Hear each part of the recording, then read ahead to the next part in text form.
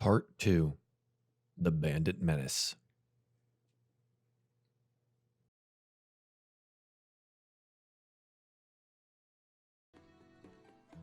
So we were just discussing, hi everyone, also by the way, this is DieFall, Alderheart episode 5. We were just discussing the channel points that I have on this channel, which is the lowest option I believe is just 100 points just to say show feet. And I may or may not show the feet. Yes, the ask me anything. Will I actually show my feet, Simply Jackson? Maybe. If you show up to either PAX East or Gen Con, I could do it without getting banned off Twitch. So that's we could talk. But other than that, sub for foot. Oh my god, what is this? Wait, why have I not seen this before? Oh my god. I love that. Fun fact, the foot thing is a myth. So you can get wild and loose with your feet. No shit. Are you serious? Yeah. What? Yeah. You can show I got your socks feet as much on, as you want. This, you know, for podcast listeners, none of this makes any sense. But we're talking about showing our feet on camera. It's a myth? I thought it was like a thing.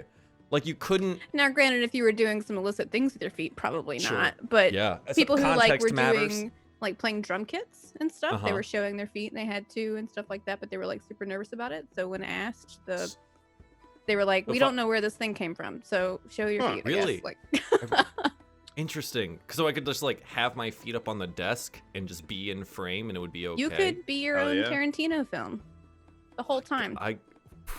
That's well. That gets a little. I feel like we're a little on the edge there with that one, but I don't know if I want to risk it. But okay. I now know that maybe I need to up the point value for this if I'm actually gonna do it, so that people don't just spam show feet all the time.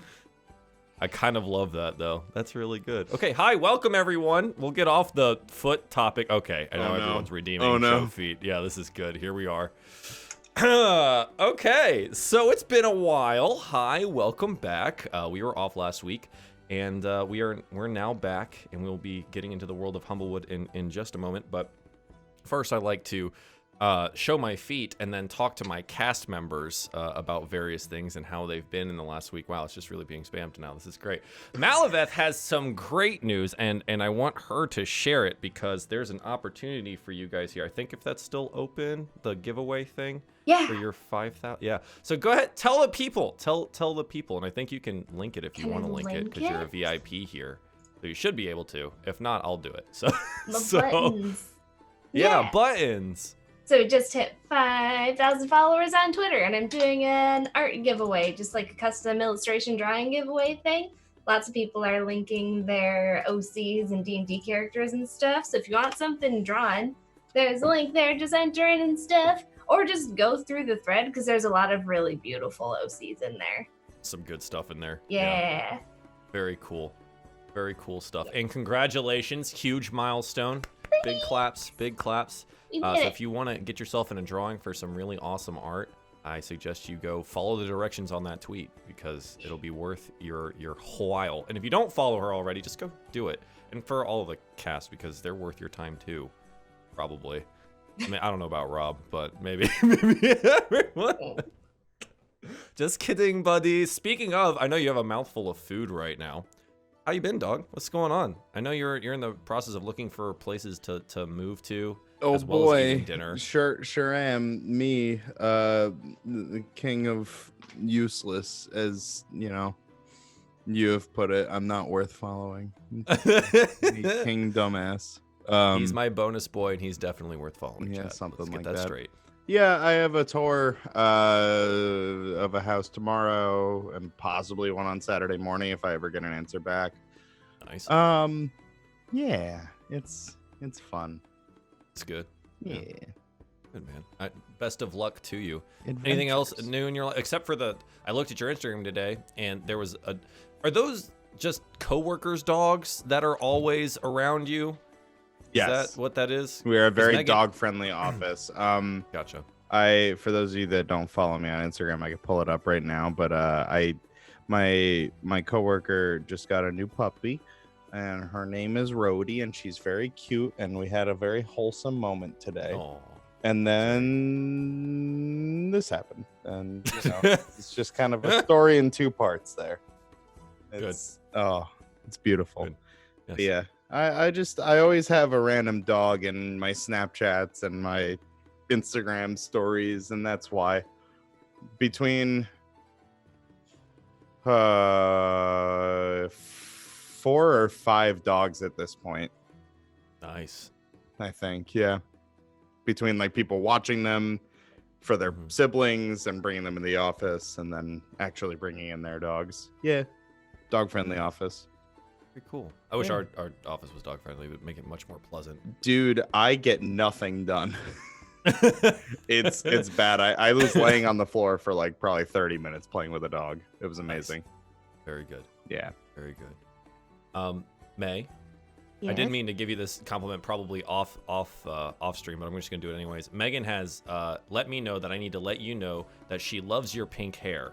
So she wanted me to relay that information. She told me, she was like, "Are you streaming with May?" Sometimes it was like, "Tomorrow." I really like her pink hair, so I was gonna just put that out there into the world first, and then say, "Hi, how have you been? What's going on?" Hello. I'm surprised it's lasted this long. I've had it in for a month already. Right, it looks pretty good. Doing well. Yeah. I haven't been doing a whole lot either, but I went. I got to go see the Canadian National Figure Skating Championships last weekend. That's right. So yeah, I figure skated for about 20 years, so like I love the sport, and we got to see the ladies free program and ice dance free program. It was a lot of fun. Very cool. Now I just want to go back on the ice. It'll do that. It was in a roughly not so similar vein. I saw someone playing League of Legends earlier, and I was like, that was my addiction for a long time. And I saw it, and I was like, man, I should go back to that game. And it's like, I really shouldn't, but yeah, you should actually go out on the ice because that seems healthy. Yes. So go do that because that seems like a good idea. Yeah. Miss Simply Jackson. Last and certainly not least, and also wearing very cool glasses today. Rob, I feel a little bit left out because there's a bunch of really cool glasses people here, and we are not wearing glasses. I swear to God, if you have glasses, this is going to become a big problem very quickly. All right, well, good. So Simply, you've been playing a lot of Ragnarok Online. I've been seeing that. But you broke the mold, and I want to hear about the new game you were playing because I did drop in and I looked at it a little bit and I was like, I still have no idea what I'm looking at. Oh, the one on Wednesday? Yeah. Yeah, I got approached by a company called Big Sur Games out of Chicago to try out their new title coming out soon. I think they said March. Don't quote me on that. But it's called Cosmos's Quick Stop, and it's a simulator game where you play a alien who's managing a gas station in space. Hell yeah. And it's one of those like anxiety games where you just run around. There's all sorts of timers going off at the same time and you're freaking out the whole time. But in some ways it's satisfying. So it was fun though. Very it nice. was more importantly, it was really nice to be approached by a company to play their game after Always. streaming for like 6 months. Like having somebody be like, we want to see what you think. And I was like, you like me. Yeah. Cold offers on things are, for me at least, exceedingly rare. And then you get really just surprised and happy that someone noticed something that you did. And they were so really receptive. Nice. So like any dev that offers you the chance to talk about a game, and then you come back and you go, you could do this and that and that and that. And they go, oh yeah, we'll tell our dev team right now. Actually, they're working on blank blank blank. And you're like, oh, like you actually are listening. Sweet, you know? This is very Yeah. instant gratification, at least on that front. So that's good. Cool.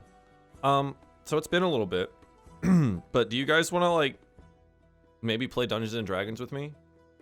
But be woodland creatures, but like big woodland creatures. Sure do. Right, like birds and stuff. And then wow, okay, cool. You know, sometimes I worry that people don't actually want to play Dungeons and Dragons with me. But I'm glad to hear it. I'm glad to hear it. That being said, maybe we should roll for a recap. I know that it's been 2 weeks, but I think in the Discord we had a very brief recap that May did. But let's find out Who's going to have to recap this week? Please roll me a d20, and whoever is the closest to the number that I roll will end up doing the fun and fancy-free recap. Lucky with a 15, Roberto. 8, Deck 19. Ooh, hey, you're looking pretty spicy there. 2 15s on the board, though, so let's find out. That's an 8, which matches bonus stage Rob. Bonus stage Rob, please, will you recap the last episode for me? Yeah, let me pull from the memory banks here. So what all happened last episode? LOL, trap on the road, deer in the woods, arriving at Alderheart, snobby council. They can't both deal with the fire and the bandits at the same time. Went to a Sorry. He's just reading the Discord This joke, summary this currently. joke has gone on a little bit too long. If you're gonna read her recap, you should at least try to do it in Dagonade's. Yes. Oh no. Yes, absolutely. Yes, please. So what all happened? I can't do a French. That was a pretty good attempt. I was- try. It's only because May is so good at it that you just kind of like residually pick it up. All right. Well, it was about time for us to head to Alderheart, and we, on the road, had a rather unusual couple of encounters. Oh wait, were the fire goblin things last episode? Yes, they were. Okay, dope. We encountered these fire goblin things. I forget what they were called, but the Kindlekin is a working title that I think I'm gonna try and Good. patent. They were causing more issues, much like the bats, but a little bit more focused. And we made short work of them with the help of my heroic and rather high-rolling companions. And then on our way to Alderheart, we encountered a spring. And this was a little bit unusual, as none of us seem to remember this spring ever cropping up before. And a mighty stag, was across the water and compelled us to drink. And now, I know what you're thinking. It sounds a little bit outlandish. Everybody knows that stags don't talk. But as we drank, we were filled with this rejuvenation, this purpose, this drive to make it to Alderheart. And we knew that we had been blessed by Kareth himself, the god of life here in the wood. And we knew that our quest was a holy one. And with a newfound rejuvenation, we pressed on to Alderheart. Alderheart is, well, it's between a rock and a hard place these days, with the fires to the west and the bandits to the east. The council was a little bit reluctant to immediately dispense resources to fight the fires. And we said, now hold on. We can help you with the bandit menace. Well, looks like we got what we asked for. Because that very night, the bandits struck. Wait, I need that. Yeah, thank you, Rob. I appreciate that. I like how you worked in the part title as well, the Bandit Menace. So that was really well done. I appreciate that. Thanks. Yeah. So the party has officially made their way all the way. They traveled with Eliza, the shopkeeper, all the way to Alderheart. Had a couple of interesting encounters. A bandit trap. Some magmen is the actual name of those little goblin. I was close. I was gonna creatures. say Banekin, but that's an Elder Scrolls thing. Close enough. So I was But yeah, almost little there. explodey magma boys. And then they did apparently meet a god along a magical pond, which when they drank, they they all technically gained 5 temporary hit points. So if you guys haven't marked that part down yet, you should probably do that. I think I only saw Pez had it actually on the sheet. Regardless, you guys made it to Alderheart. Parted ways with your shopkeeper companion. Eliza, she said she was going to go try and find a place to set up and start selling her wares. You scurried over to the council, met with the counselor and Speaker Beta, the leader of the council, and made known and delivered the letter that you were supposed to about the predicament of Winnowing Reach and the west of Humblewood and the fires that seem to be spreading.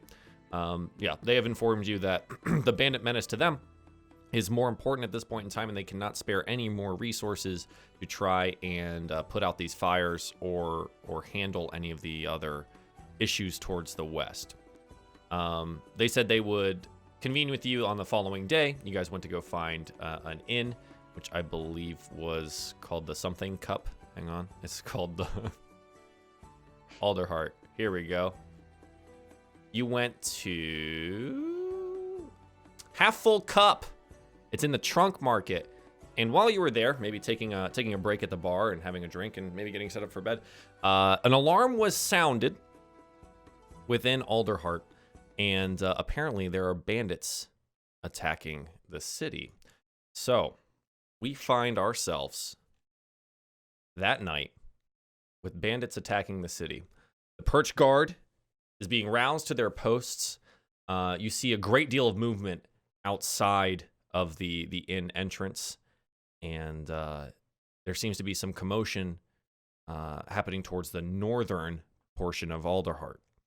There are shouts of bandits all around, and you hear mention of something about a merchant caravan arriving at the city and being under attack. What would you guys like to do? It's late now, so think of it as like 10-ish p.m. It's getting kind of dark, and the bandits seem to be attacking a portion of the city. I think Lucky assumes that Eli is gonna jump into helper mode. So if there was a meal in front of us, he is like stuffing his cheeks as much as possible with like anything left. Like, gotta get a snack in me first before we gotta do this. Come on. Tries to just get as full as possible whenever food we have. Very successful in doing so. Your cheeks are very full, and you seem to have finished everything in front of you. Good for you. Clean Plate Club.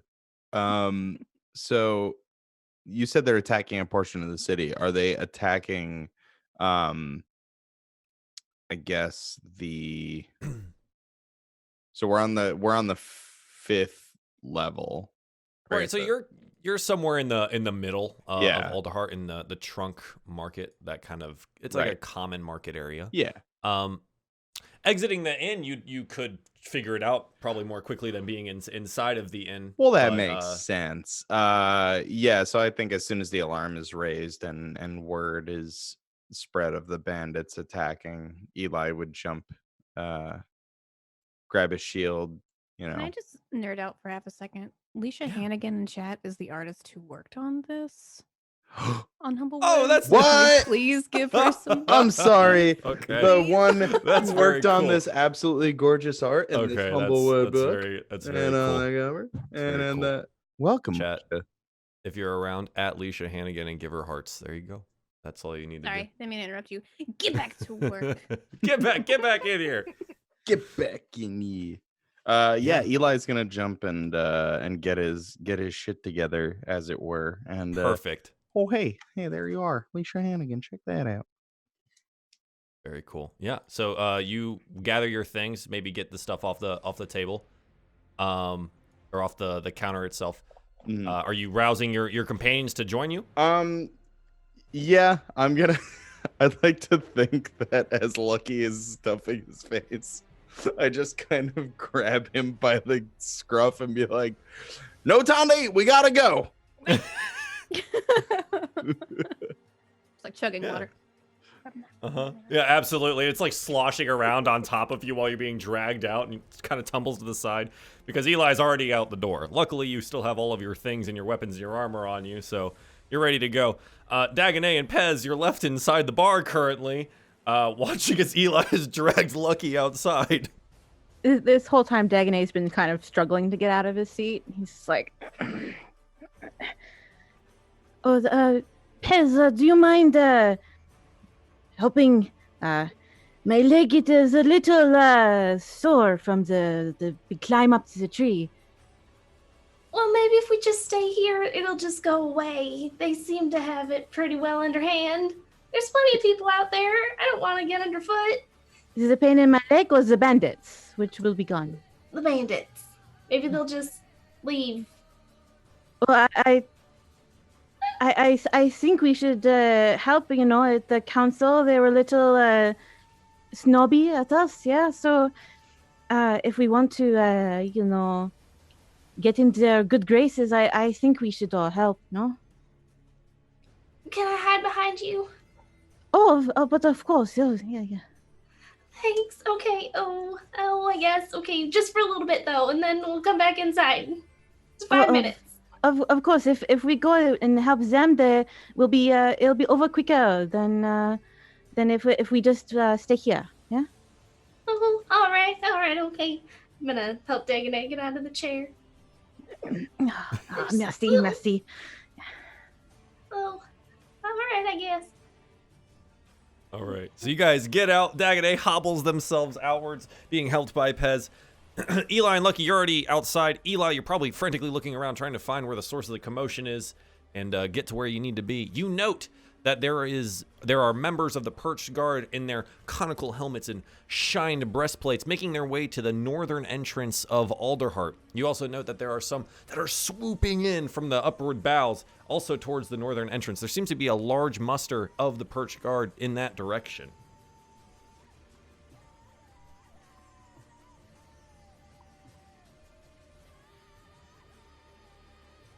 I think I would head to the large muster of the Perch Guard. I feel like that's where the trouble is at. Yeah, of course. So the northern entrance, you guys make your way through the market plaza area, and it's kind of somewhat downwards and then forwards, and then it comes out onto like a large platform. And what you see in front of you is a lot of these Perch Guards out with bows, crossbows, and things, like leaning down over this platform, looking outwards, where you see a couple of set cranes that seem to be moving goods up and down from the bottom floor. You guys had come up from some stairs, but they wouldn't move all of the goods and things up and down stairs. There are some lifts. They seem to be aiming downwards at something, and you see a large Strig woman, the one that you met in the council itself, and she seems to be directing the defense at this point in time. She's wearing, again, like a large, like a conical helmet, shined breastplate. She has a sword at her side, but she seems to be just directing and shouting at the guards people directions. So what would you like to do? I would run straight up to her and say, "Ma'am, you have our swords and maces and assorted weaponry as well. How can we best help?" She turns around, and actually, you're a large hedge. She stands like a head above you, and she looks down at you. "Captain Munder, now, I need you, if you have any bows or anything, aim downwards. I'm going to need you to fight the bandits down there. There are way too many for us." All right. Eli will nod and turn to Lucky and say, "Well, think you can add your bow to the mix?" Wall. It's not very tall. You do note that there are some members of the Perched Guard that are Gerbeans, and they have taken their posts up on the side. Some of them seem to be standing on boxes, but you could probably, you could jump up and stand on the side of the wall if you felt like it, or could find yourself a box maybe. It'd be hard for you to get a longbow over the side of the wall, I think is the point. Yeah. Feeling particularly filled with some snacks. He's just gonna jump on the edge of the wall and be like, "All right." Eli is going to help Lucky up and at the same time cast guidance. Perfect. Yeah. So Lucky is like on this wall, kind of swaying kind of in the reassuring pat on the back.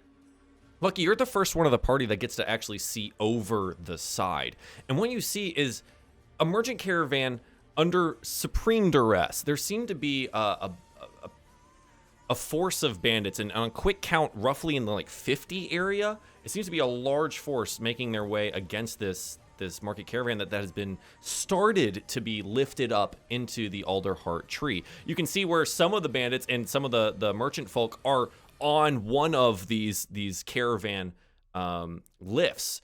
And it seems to be kind of like swaying back and forth while they're trying to defend themselves. But it is like maybe 30 feet up off the ground. Are there any bandits that are like hanging on to it, like trying to get up onto it kind of thing? Sure, yeah. There's cool. like 2 maybe, and they're trying to scramble up there because they don't want to fall 30 feet either.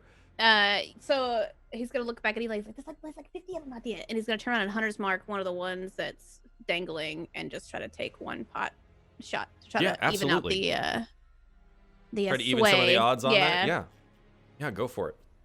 All right. We haven't done initiative or anything. I don't have a specific target. No, but it's all good. Pia. Cool.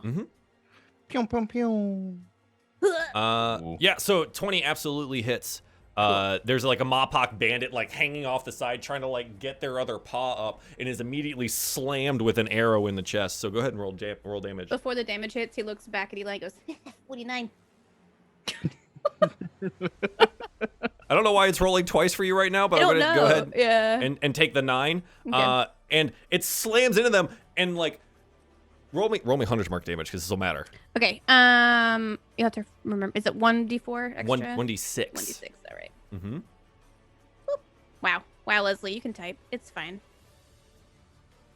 4 more damage. Yeah. So the arrow strikes them directly in the chest, and you can see it's like immediately the hand goes limp, and they just fall 30 feet to the ground. Lucky is very good at shooting a bow, as we found out last episode, and has shot down another enemy on the first try there. So 49. I would like to turn around and like would try and tell Eli, I don't know what you guys can do from up here. I can definitely, pot shot him, but I only have like 20 something arrows. What do you want to try to make our way down? I don't know if we can handle like 50, but maybe by the time we get down there, they'll be thin. And I'm gonna take a look. Is there an easy way down there? You note that that the captain of the guard here, Munder, she has directed a force to go reinforce the guard that is already down there, because you can see now, Lucky, since you're on the edge, and I guess Eli, because you're standing kind of over them right now, you can look down and you see that like there's not just bandits out here, but they seem to have like pet wolves that are assisting them. You do note that there are some Vulpins out there as well, in some finer armor. And you note now that the guard has gotten there, and they are in a fierce battle at this point. There seems to be about 20 guards people, but squads are being sent down what looks to be like a side stairs, and then a larger set of guard is being sent down in a different lift. Okay.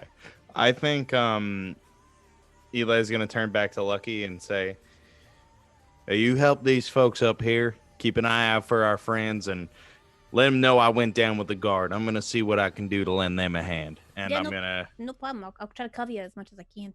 Whip out the old mason shield, and I'm going to join the guard going down the side stair.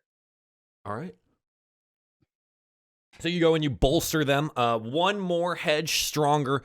You note now that they seem to be going down the stairs. The ones that are without wings, it seems to be a little bit safer than trying to take one of these lifts down when you might be able to get shot out of the sky there.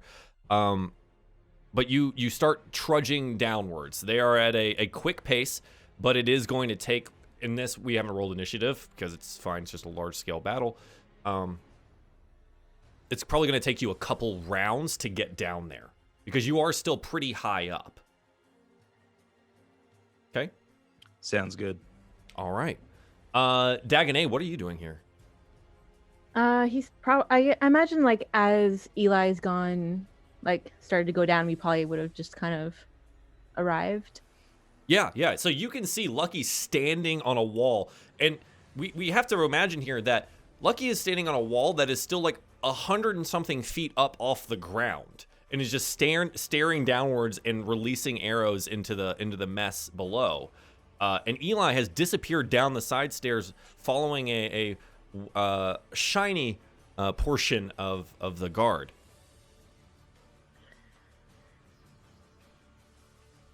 Dang, he's just like, huh. And he's gonna hobble slower over.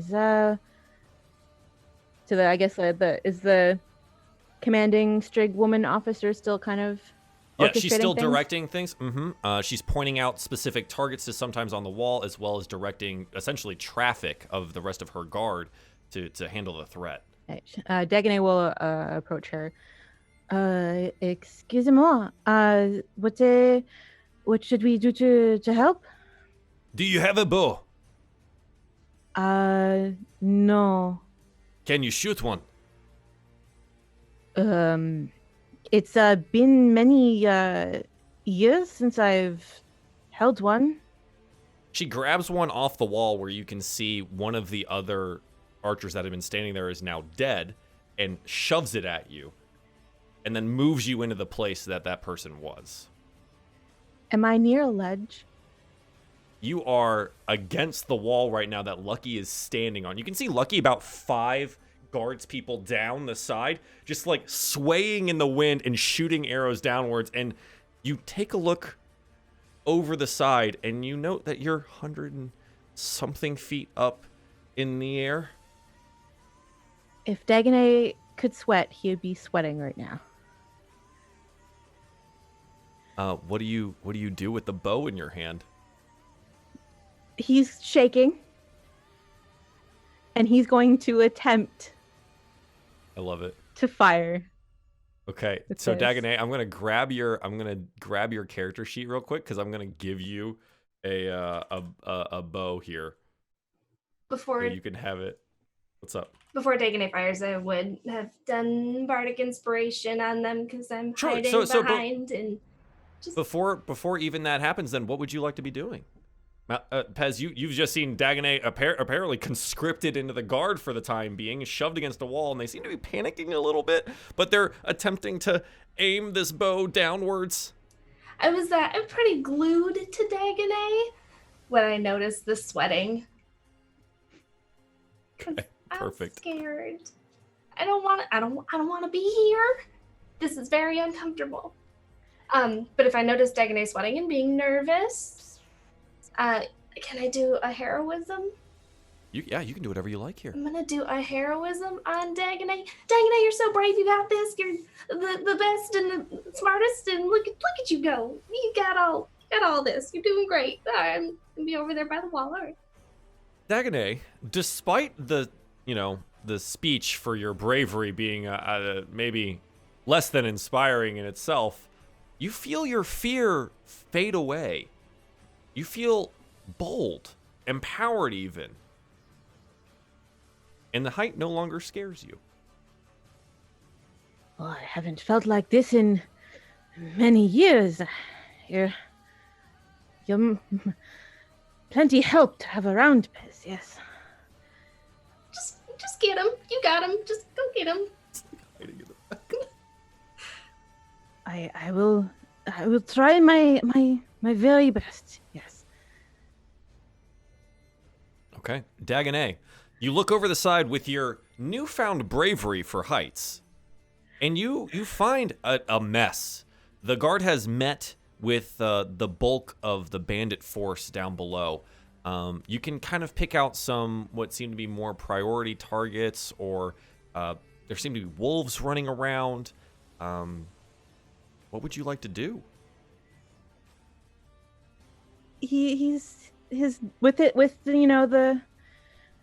surge of heroism going through him. He's gonna take aim with this short bow. Okay. Do you have a particular target in mind, or just into the battle? He's gonna close his eyes and hope for the best. Perfect. I love it. Roll me an attack with your new short bow that is now within your little sheet there. Yep. A 2! I love it!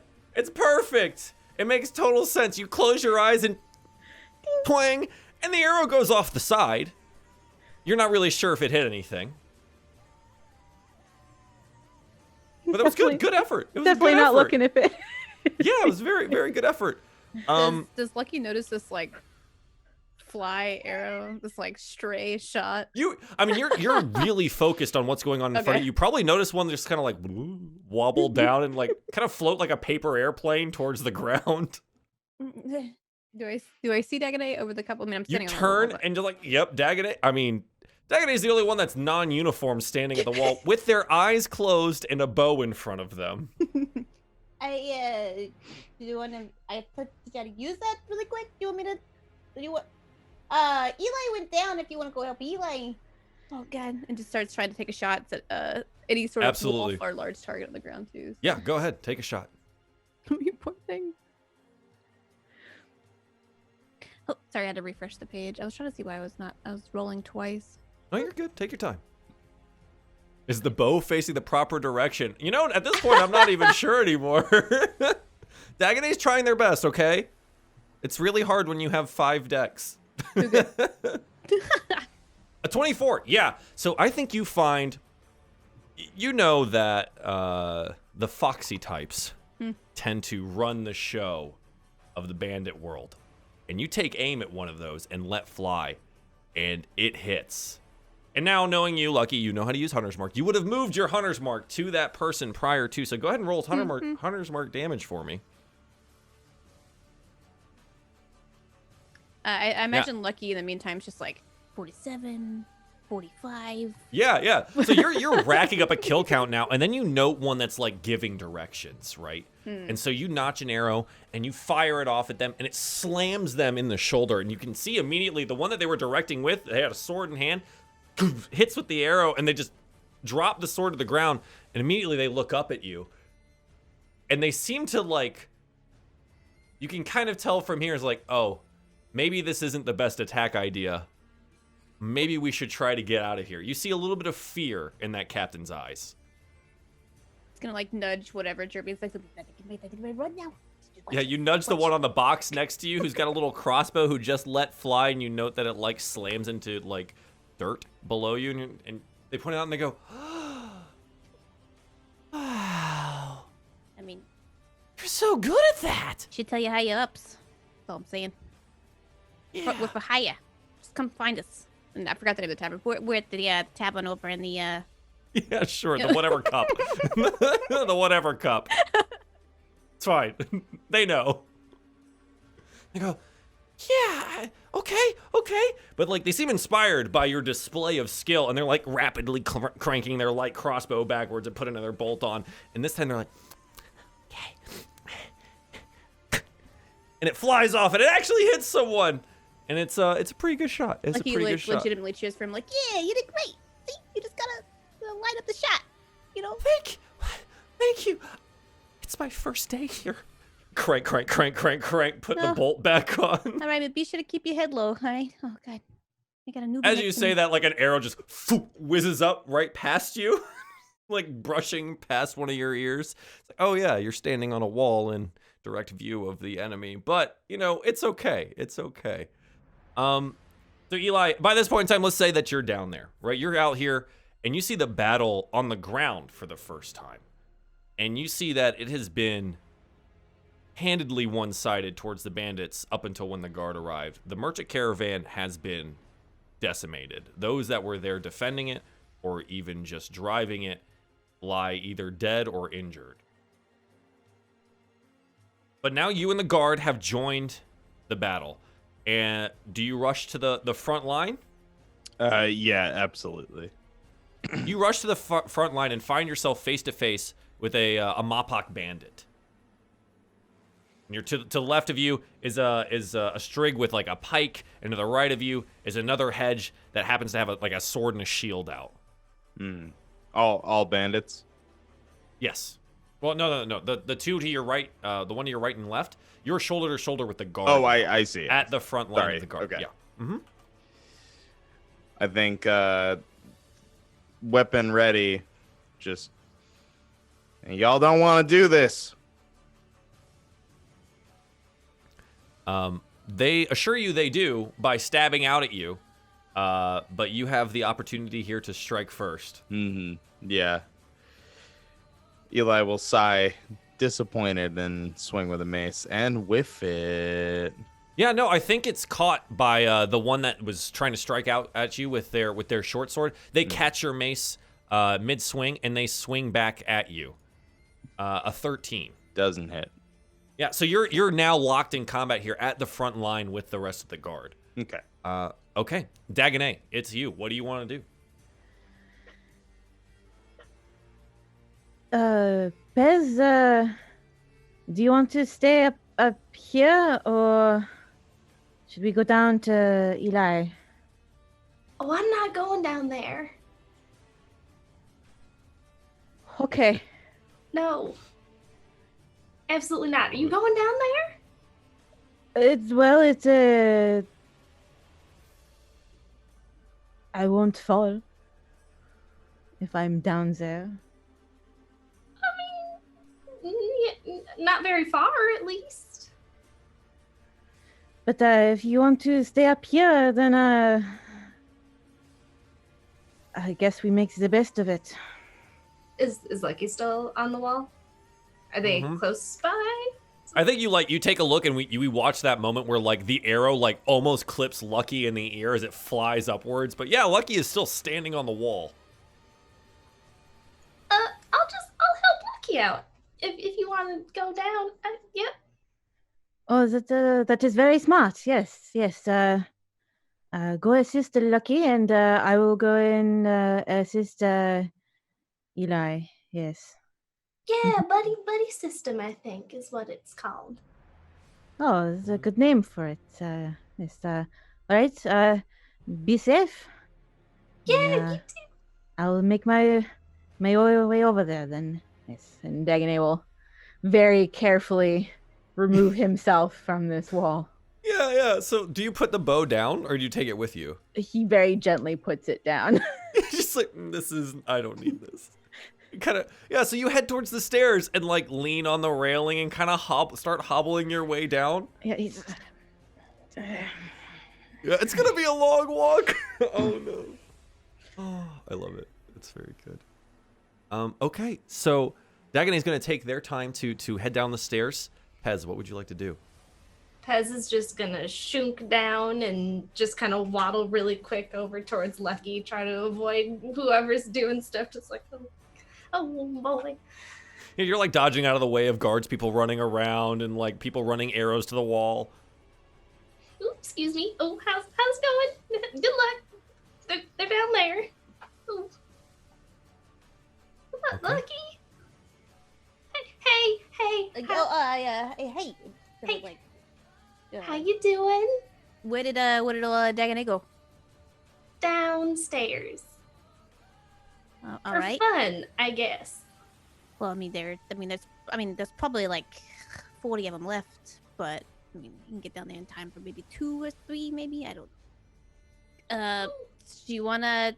You got a crossbow, right?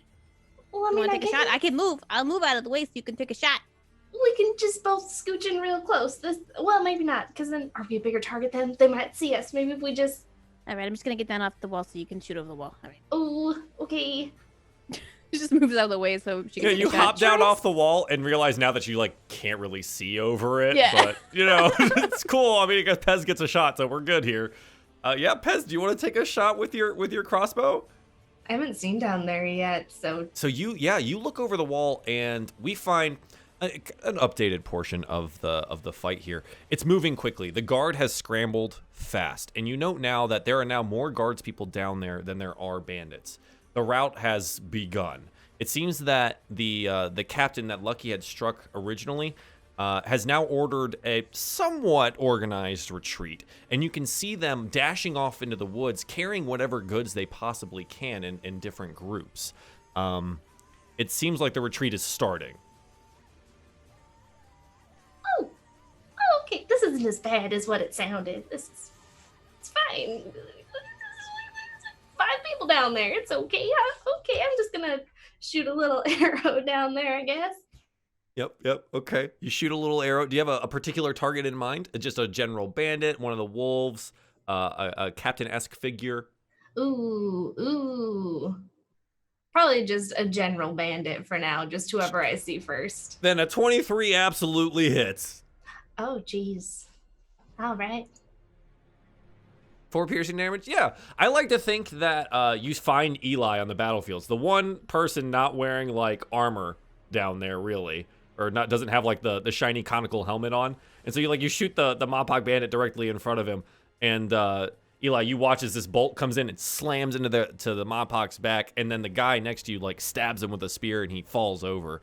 And that's when you realize, and you look around in front of you now, that their retreat it's in full effect here. With your experience, you know that as soon as bigger numbers show up, especially heavily armored bigger numbers, the bandits aren't going to stick around for long. But very well shot, Pez. Congratulations. Like he's gonna be like, did you hit something? I think so. I don't know. I'm scared. I'm just gonna. I think so. But he's on the ground. Oh yeah. Then you did great. Yeah, it worked out. You want the spot back? Sure. All right. Trade back in. Try Yeah, to, like, Lucky, you climb hop up. back up onto the wall, and you make note of the same situation now. The captain has seemingly rounded up or ordered the retreat, and they're taking off into the woods. From behind you, you hear Captain Munder start yelling out, "Regroup! Form ranks! We're going after them!" Lucky, being extremely cocky, starts yelling, Yeah, like more where that came from. and like hops down to go down and meet up with Eli. Yeah, sure. So you hop down, and yeah, you're gonna have to start heading down the stairs. It seems that you're also joined by those that were up on the wall and Captain Munder themselves. The bandits down there, Eli, have scattered at this point. They have found their bandit paths as well as other ways to vanish off into the woods at a very high pace. So after all of these spears and arrows and rocks and things rain down on the bandit horde, laden with spoils from their raid, they retreat. From the wall, there's a victorious cry, but Captain Munder gazes down, and she rallies the troops. As she starts marching down the side stairwell, seemingly joined by Lucky and Pez, "We have wounded down there! Send for healers!" And you watch as like each of the guards scurries to do what their job should be at the end of any particular battle. Around you, Eli, the people, the guards people begin to form up and take stock of how many wounded there are down on the field. Start checking the merchant caravan for any survivors, as well as you can see like some of the maybe the group captains and stuff like that forming up and being ready for Munder's arrival here. And for a potential chase. So the bandits seem to have taken all that they could possibly carry at that point in time. And they have disappeared into the night. Munder, Pez, Lucky, and some more, and Dagonet. I like to imagine that like you make it to just to the bottom of the stairs as soon as like Munder also steps off the last stair at the same time. So it's taken you like this whole time to just get down the stairs. So you're like leaning on the side and like, and you step off, and that's right when Munder just like steps past you and out onto the battlefield. So you all are down there now, and she continues. "This cannot be allowed to continue," she shouts, swinging up onto a branch to make herself a little bit more visible to the crowd. "The bandits strike at our home, at our livelihood, at our dignity as citizens of the wood. Well, I say no more. The time has come for us to stop this menace. Once and for all. Who's with me?" And of course, the guard rouses in a cheer. They have just had a victorious battle, though there are some wounded and dead on the field. They have routed the bandits. But they are ready to try and put a stop to this menace. What would you guys like to do? Are there any bandits that are there that aren't deceased, that are alive, arrowed, battered a little bit? Sure. Are there any survivors? Yeah. Yeah, go ahead and roll. Let's see if you can find one really. So you're just coming down off the stairs. Let's see if like while you were coming down and had a little bit of height, if you were able to spot one. Roll me a perception check. Cool. An 11. It seems that whoever has survived, bandit and or otherwise, the guard themselves have been rounding up. If you would like to speak to someone that may be a survivor and still conscious, you could probably find one if you put a little bit of effort into it. I don't think directly Lucky wants to. Lucky's still gonna make his way to Eli, and if he makes it there, it's gonna suggest like, I mean, we know a couple of the dens if we want to talk to one of the downed bandits, see what they say about anybody they're working for. Maybe we can get in good with the council by mentioning that we might know where their den is if we can get it out of them. Yeah, I think that would be best. I mean, times have definitely changed since I was with the bandits. So, any plans that they would have had while I was running with them, this could be something brand new. I don't know what they're. Yeah, I mean, we only did like small jobs. We never attacked Alderheart. Well, we would have. I mean, No. this is got a big stink on it. That's all I'm gonna say. Yeah, it's not sitting well with me that I was ever a part of this system. But it's only motivating me to keep on keeping on. Yeah, let's look for a survivor. We'll see if we can sort something out. Even just a field base of operations outside the mountain. I mean, there's no way they ran all the way back to the fortress. No, there's no way. I mean, maybe the wolves, but not the little guy. And yeah, I think we'll search for a survivor who looks like they're not about to drop dead, but from blood loss, Sure. preferably. I think you find some of the perch guard has like apprehended one that seems to be spitting curses at them, and it looks like they have lost the use of at least one of their legs, but they definitely don't seem like they're dying. It's a Mopok bandit, and they're yelling at the guard. But you are able to go talk to them if you'd like. Yeah, I think Eli will walk up to them and just sort of look them straight in the eye and say, "Now, son, I don't think that's the wisest course of action." They'd spit at your feet. What would you know of it, Hedge? I would know a mighty bit of it, to be honest, and I think he will sort of indicate with his eyes down to the bandana that's tied around his left arm. That is like a scrap of a Your trinket, right? my little trinket. Yeah, we haven't really talked so much about that. So, for the audience, why don't you describe what that is? Sure. So Eli at all times has this it just looks like any other piece of like adventuring garb. He just sort of has for those of you, I mean, familiar with Dragon Ball Z, Bardock, his headband is like soaked in the blood of his like fallen friends and everything, and he's always wearing that. It's sort of similar to that, like Eli kind of as a reminder of his previous calling as a bandit. He carries a scrap of the banner that he ran under during his time, and so he sort of indicates to that without being terribly obvious about it, but making sure that this bandit sees it. And I think he also does the same to Lucky's belt buckle. I was gonna say, is Lucky next to you? I imagine that I stepped forward, maybe, but Lucky is definitely by my side. Yeah, eavesdropping, and if the guy gave any sort of like, "Who are you?" then he's definitely doing the whole like thumbs and the belt buckle, like. Yeah. Yeah. Sure. Yeah. So he takes note and he sees it, and you look, and he looks back up in your eyes. Leave it to a hedge and a mouse to be traitors. And he spits again at your feet. Well, you may call it traitors. I call it seeing the greater picture. We were looking at it very small-minded, very selfish, very greedy. You catch more flies with honey, if you catch my meaning. He looks at you and says, "What do you need, Hedge?" Let them take me away. Well, you're routed. You're, if I'm being honest, most likely heading for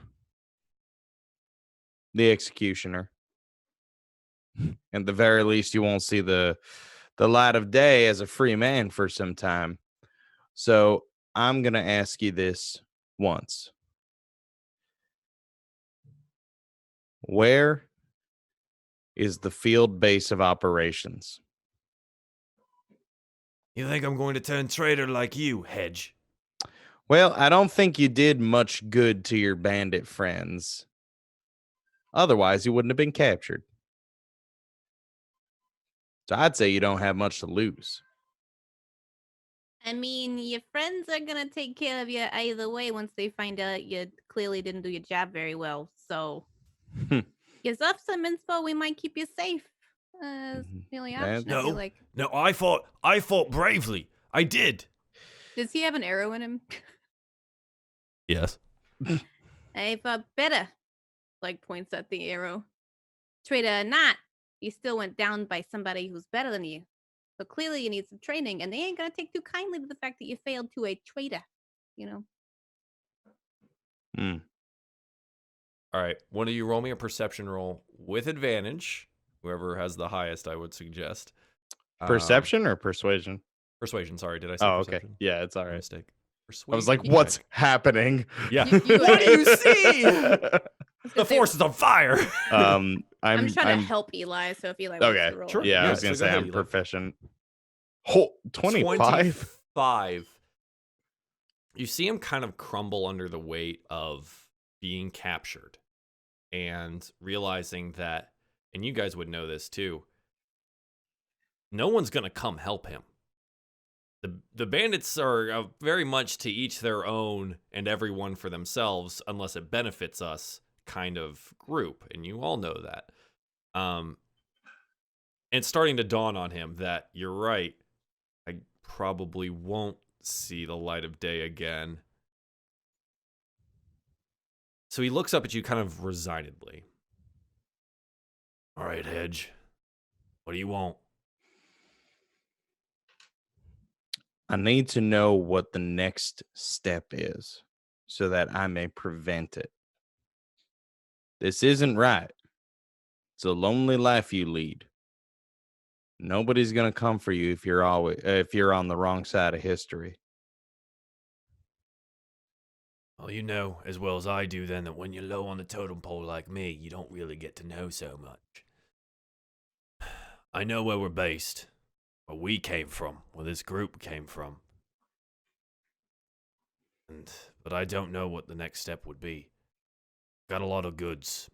Probably going to go stash it. Rest. The fort. Gather our strength again. Maybe run another raid. I don't know other than that. Well, it's a start. Where would you have retreated to? I don't know exactly what he would say for this, but he's going to give you a general direction. Okay. He points northwards and eastwards.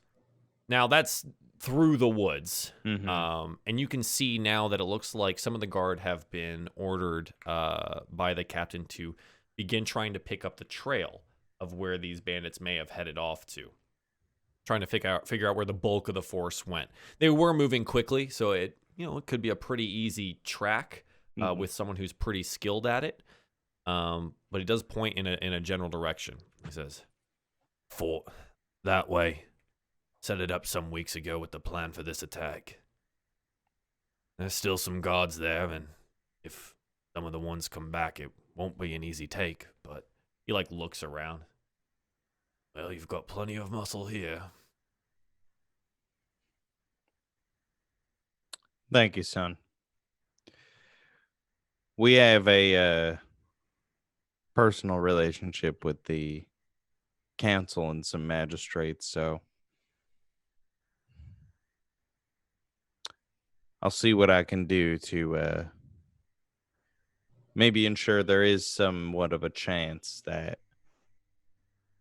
you can rejoin society on the side of, well, your fellow man. Not living for yourself, not taking for yourself,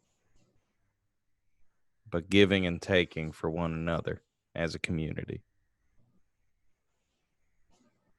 Kind of looks down, maybe like shamed, or maybe just resigned to his fate. The guard looks up at you and he's looks at you and says, "Done with him?" I am. And what are your plans for him, if I may? Does he have a We'll, coin pouch on him that's visible? Yes. Like You he's wanna gonna snatch try that? to take it. Do you want to take it sneakily, or you just want to snatch it off him? No, like it's gonna be like, we mess with the best. Give you money to the rest, and takes the pouch. Sure. Yeah, you just snatch the coin pouch out. No one really mentions anything about it. Eli guard- pointedly took his eyes away from this person and didn't see the it. The guards have just looked at Eli. They know what's going on, but none of them are acknowledging that fact. But the other guard goes, "Well, we'll take him and any of the others up to the holding cells in Alderheart. We can leave them there, and they'll be there for some time, I think, until the magistrate can get through the cases."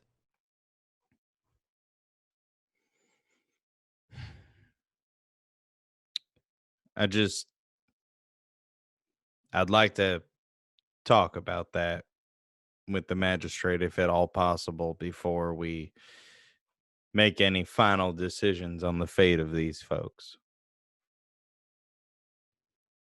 Yeah, so of course, we don't definitely no execution without trial here in Alderheart.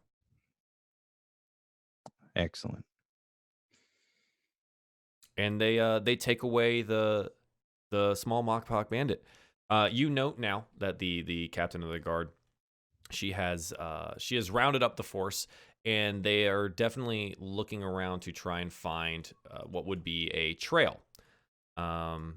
So Captain Munder is trying to figure out where they need to go next, and is shouting orders in various different directions while the rest of the battlefield is being cleaned up. You do note now that there are healers down on the battlefield looking for any of the possible wounded, as well as anyone that might have fallen or needs burial rites and thereof.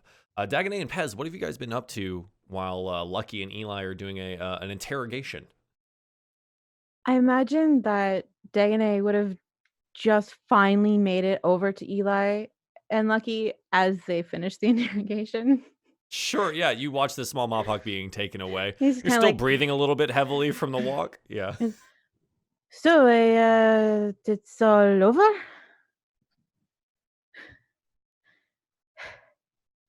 How was the Uh, downstairs part? Lucky's not paying attention as much as he is counting however much is in this pouch at the moment.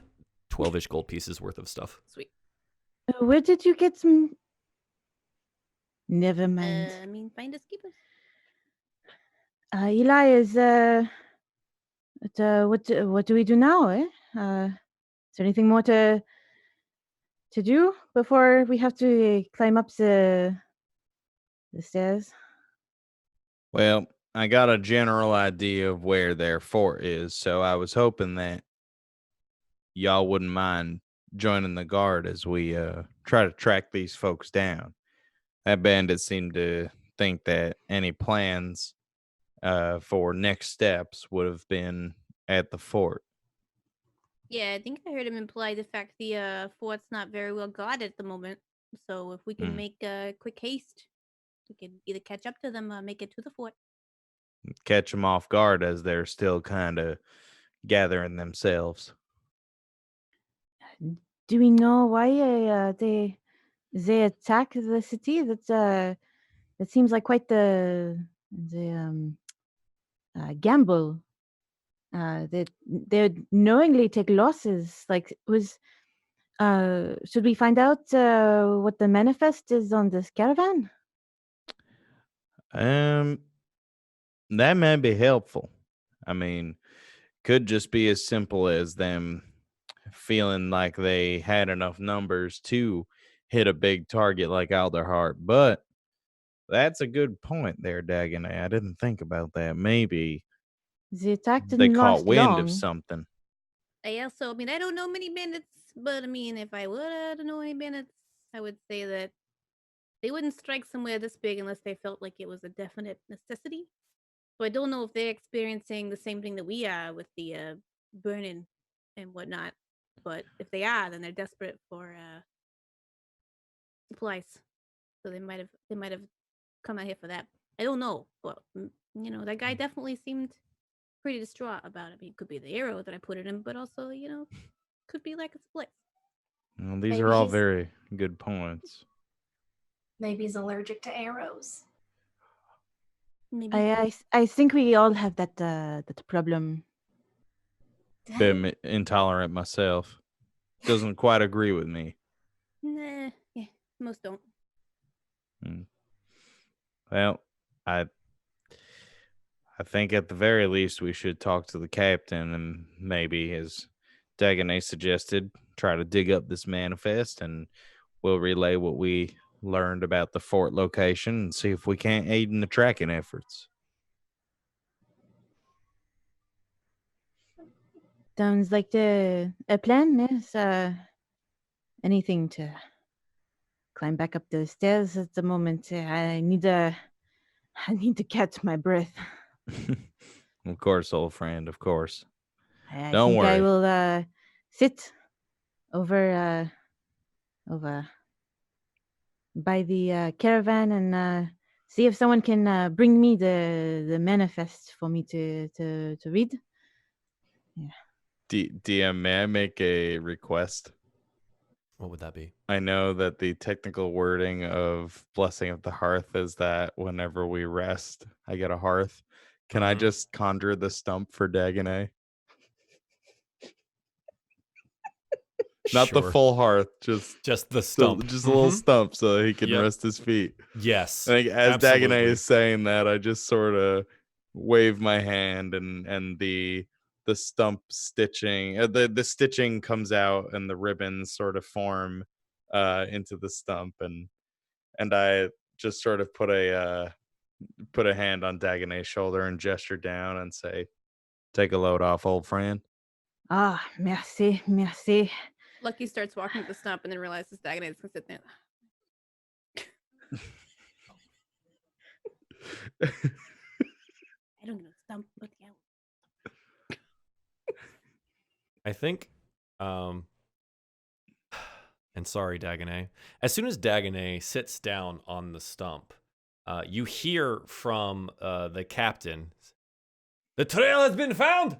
The trail has been found!" And she like sees you guys like congregated over by this stump, Dagonet sitting, and she goes, "What say you? Are you coming with us to end this?"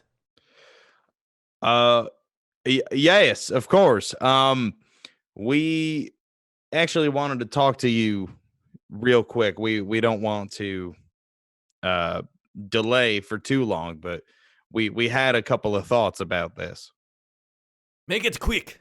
Of course. And Eli with haste, as quickly as Southern haste is. I know it's kind of like normal New York slow. So it he'll go up and say, "Man, we think that this was, well, first of all, we got the location roughly of where they're holed up in the wood. Most likely where that trail leads. And it seems that we'll be able to catch them off guard. Now, there should be plans about this raid, but was there anything on the manifest of these trade goods that would elicit such a bold attack, to your knowledge?" I don't know what was on the manifest for this, but we can find out later. We must attack now. Fair enough. I want us to be as prepared as possible in case it was something like a magical artifact or a weapon or something. But of course, you have our weapons and you have us. We'll join the guard. Good. Who knows? Maybe the plan is there at the fort. Bandit lad did seem to suggest that. So he turns to his friends and apologetically looks at Dagonet and says, "Well, no rest for us, huh?" That is the life. Yes. All right. Pez is Let us go. Yeah. Pez is gonna help Dagonet up. I just imagine like Dagonet's default noises are like dad noises constantly. I love it. All the time. All the time. Like So just cute. all the time.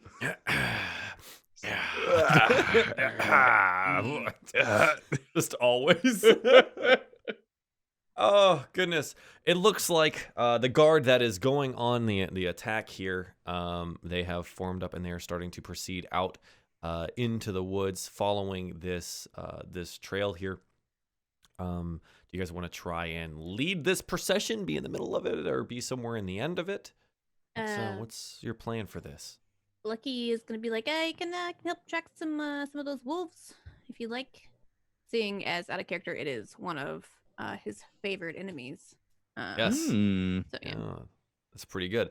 Yeah. So go ahead and roll me for the tracking of it. Do you have proficiency in survival? Yes. So go ahead and roll me survival with advantage. I have double proficiency. In survival? How'd that happen? Oh, I lied. You know, I do have proficiency in it, but it's not one of my doubles. Okay. I lied. My charisma skills are my double proficient.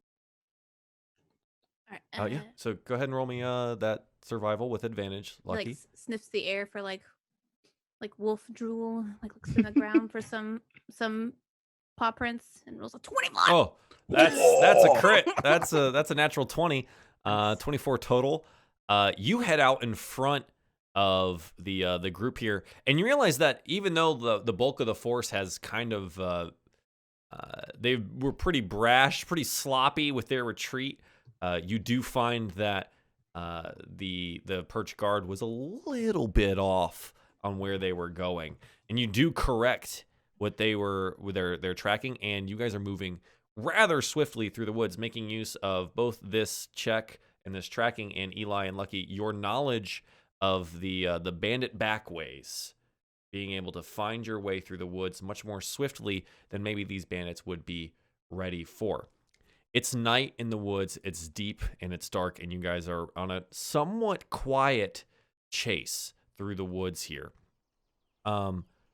It goes on for some time, making your way through the woods, finding a stick broken here, a dropped trinket there, some trade goods maybe ditched to the side, footprints here and there, heading deeper and deeper north into the woods and slightly to the east. Eventually, Lucky, since you are leading this parade, you see something off in the distance. You don't have dark vision, do you? You see somewhat towards the distance, you see torchlight, kind of high up. And one here, one over here, one over here. Like he's gonna wave Eli over. In the distance, they seem a little high. Well, like regular handheld torches. Do you think those? I'm sorry, could you repeat that? Oh, saying, do you think this could be the bats from before? Do you see the torches too high? Oh, I see. I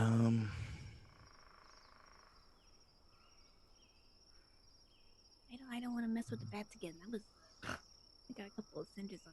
Yeah, I wouldn't want to bring down two different forces at once. Is it easy to avoid? Looking at how the pathing is, I don't know. It seems directly in your path. Do you want to send somebody up and try to get an eyeball on what's going on? Yeah, maybe a scout or something. I mean, I could do it, but you just gotta stay back. Of course. Pez, And I'll say, Lucky, I could signal to the guard. Keep an eye on that opal, all right? I'll keep looking at it. You're doing great. Yeah, so Eli, you go back and kind of let the guard know what's going on and let the captain know? Yeah. Yeah? Okay. Yeah. Yeah, okay. Lucky, would you like to do a little bit of recon? Yeah, Lucky's gonna try to take like an outward, not direct path straight towards, but kind of an outward swing. So even if Yeah, they do hear us, it'll be distracted off on whatever left or right wing. Sure. Would you like to do this stealthily? Yeah. All right, roll me a stealth check, please. All right. Stretching his little legs, ducking into leaves. I rolled twice for whatever reason, but that's 2 26s in a row. That's a double crit even without meaning to be a double crit. You are the knight.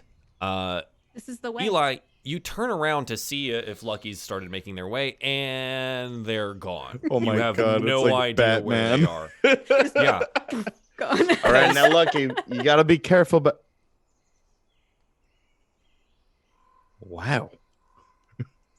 Pez, you were just talking to Lucky, you think? Because there is nothing standing there anymore. There's a lucky-shaped hole in the door. All right. I'm just gonna hold the opal and just. So, Lucky, you make your way towards the side. You're going to go kind of around these and see where they are. You note now that there's that one there, and that there's another one off towards the side, and there seems to be one even further back. But as you approach and you get closer, you note that these seem to be wooden palisades, walls. And you can see that there's torches on top of these walls here. And on the other side, you can see there seem to be raised platforms, and one of them seems to be occupied. You make your way around, and it looks like there's a gap in this wooden wall here. It looks like maybe the main entrance of this encampment. It backs up onto like a stone wall. There seems to be like a large, like, I don't know if you guys ever had this thing where like you went out into the woods as a kid and you'd find like a giant stone out there, and not just like a stone, but like huge, like bigger than like, taller than a house and larger to the side. I don't know if you ever lived in like a mountainous area. That stuff just kind of exists out there. But this one like backs up into that. So you can see an entrance, a gap between this, and you can see what looks to be a guard standing on top of this perch that can see over the wall. And as you go up and around the side, you note that there seems to be also a back entrance. Doesn't look like there's any platform there or any guard there, but it does look like that first single entrance had someone there. But there do seem to be a couple of torches on the walls, 2 entrances here, and they look like a 10 to 12 foot high, like wooden stakes in the ground, right? Forming these walls all the way around. Mm-hmm. How many total like outlooks / guards for them can I see? You can only see the one. Okay. They're up on top of this. As far as you can tell, they can just see over the palisade wall. So probably standing on some kind of platform. Okay, look, he's gonna wait a minute and see if he's on some sort of patrol, or if he's just standing. He's supposed to stay in that one spot. Yeah, you watch for some time. Maybe 1 minute passes, 2 minute passes, and you're sitting there, and like the loudest thing that you can hear right now is like the creaking of your own joints in your body while you're crouched down. But no, they don't move. They seem to be scanning, looking outwards past the torchlight. But no, it doesn't seem to have any type of patrol. Okay, Lucky's gonna duck and head back as quickly as possible to tell the remaining party. Absolutely. So you head back towards the remaining party rather swiftly. And eventually, out of the woodwork pops this Lucky. You guys are kind of like sitting there talking, and everyone's kind of gathered around. It's eerily quiet. You can kind of just hear like the shifting of boots and armor maybe once in a while like a spear clanks against a shield or something like that. But all the torches have been doused. You're all very quiet and it's very dark. And from the side, maybe Eli, like you hear Lucky next to you speak up. Hey, Oh, are you all right?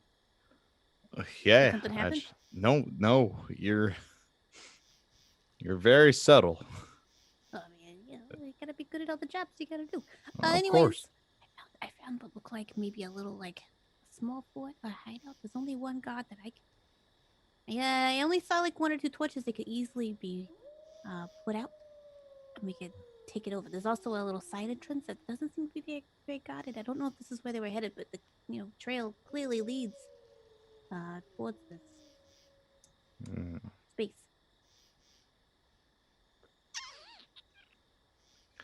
I feel as though they would have more than one guard if we beat them here or they diverted, but I mean, maybe this isn't the main fortress, but like a side spot. like an outpost. Mm-hmm. It's interesting. Are these 2 torches within like 30 feet of each other? The first 2 are. Lucky would be able to have noted that those would surround the front entrance of this fort. The ones towards the side are kind of a little bit more spaced out. And then towards like the back of the fort, there doesn't seem to be any torchlight there. Okay. So that secondary entrance doesn't seem to be lit.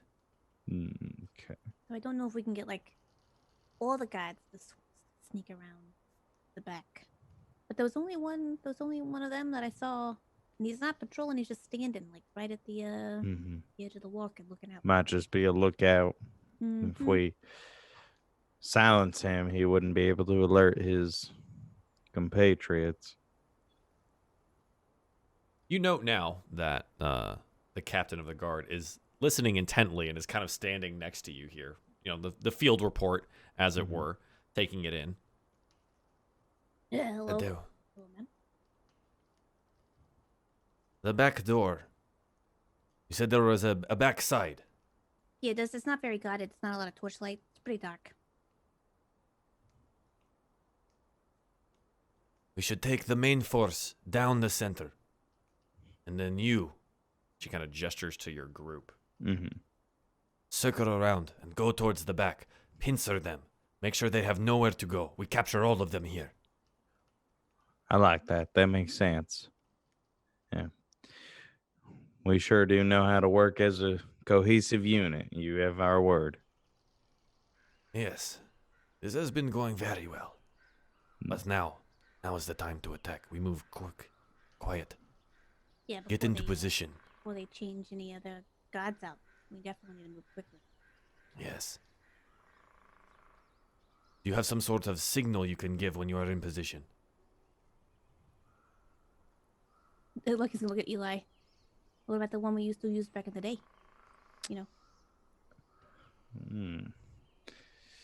All right. And I think Eli will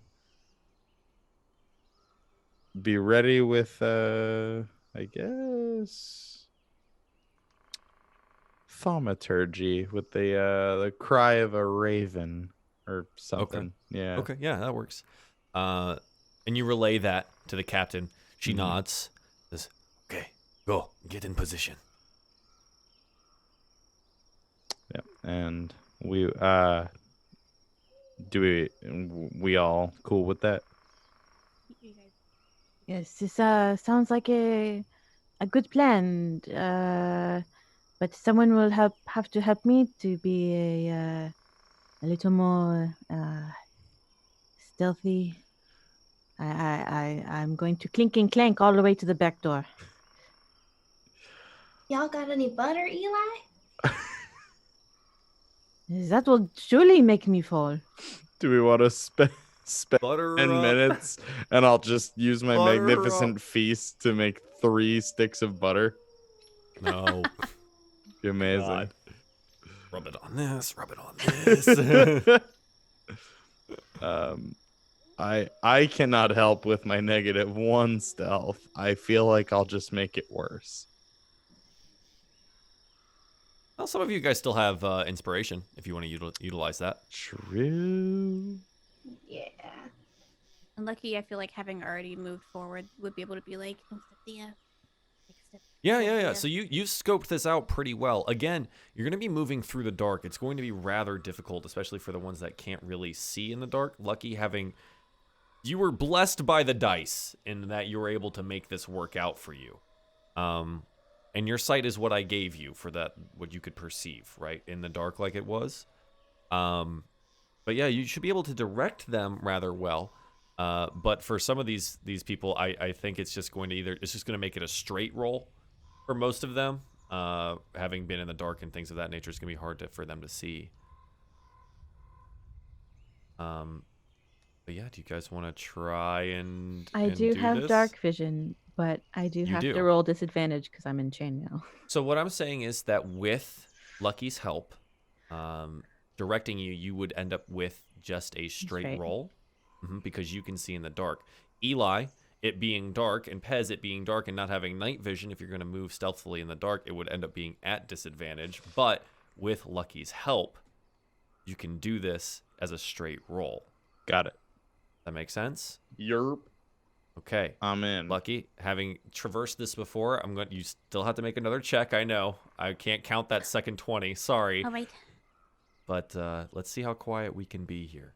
Everybody's rolling stealth. What? I did it again. Wow. Okay. And Ez? Okay. Oh, God. Okay, so a 12 for Lucky, a 10 for Eli, a -2 for Dagonet, and a 17 for Pez.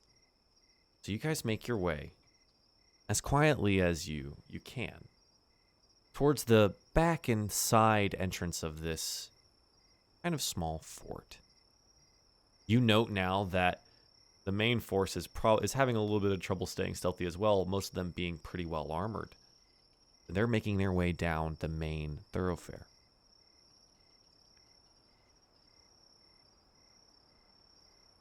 A stick snaps.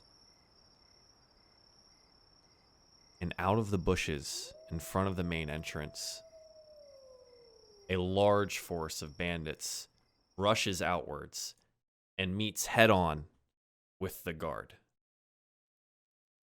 And that's where we're going to take our first break. We'll be back in about 3 to 5 minutes to find out if our party survives the always exciting stealth checks and the fort battle as it begins. We'll be right back. Oh, no. Good evening, DieFall fans. Hi, hello, how are you? Thanks again for tuning in to our 5th episode of DieFall Alderheart. I'd like to give big thank yous to everyone that's supported the stream this evening, as well as on any of our other shows. If you guys would like to get caught up on any of the things that you might have missed, you can head on over to the YouTube channel. That's youtube.com/runawayrobot. As well as, if you'd like to listen in podcast form, you can head on over to Apple, iTunes, Spotify, and or SoundCloud. And if you look up DieFall Dungeons & Dragons, we should pop right up, and you can get caught up there if you'd like. Big thank yous to Alicia Hannigan, and for those of you guys that don't know, that is one of the artists of the Humblewood world. So if you want to give Alicia a follow on Twitter, there's always wonderful art things happening there. Dark Juicebox, thank you so much for gifting subs to Malaveth and Simply Jackson. I do appreciate that, sir. And Savvy Seaworth, thank you for the follow and welcome to the factory. I do appreciate that. I think that's about it for the announcements for today. I appreciate you guys being here, and we will be back in about 3 to 5 minutes. Thanks. Welcome back, everyone, to DieFall Alderheart, episode 5. Our friends here find themselves under attack.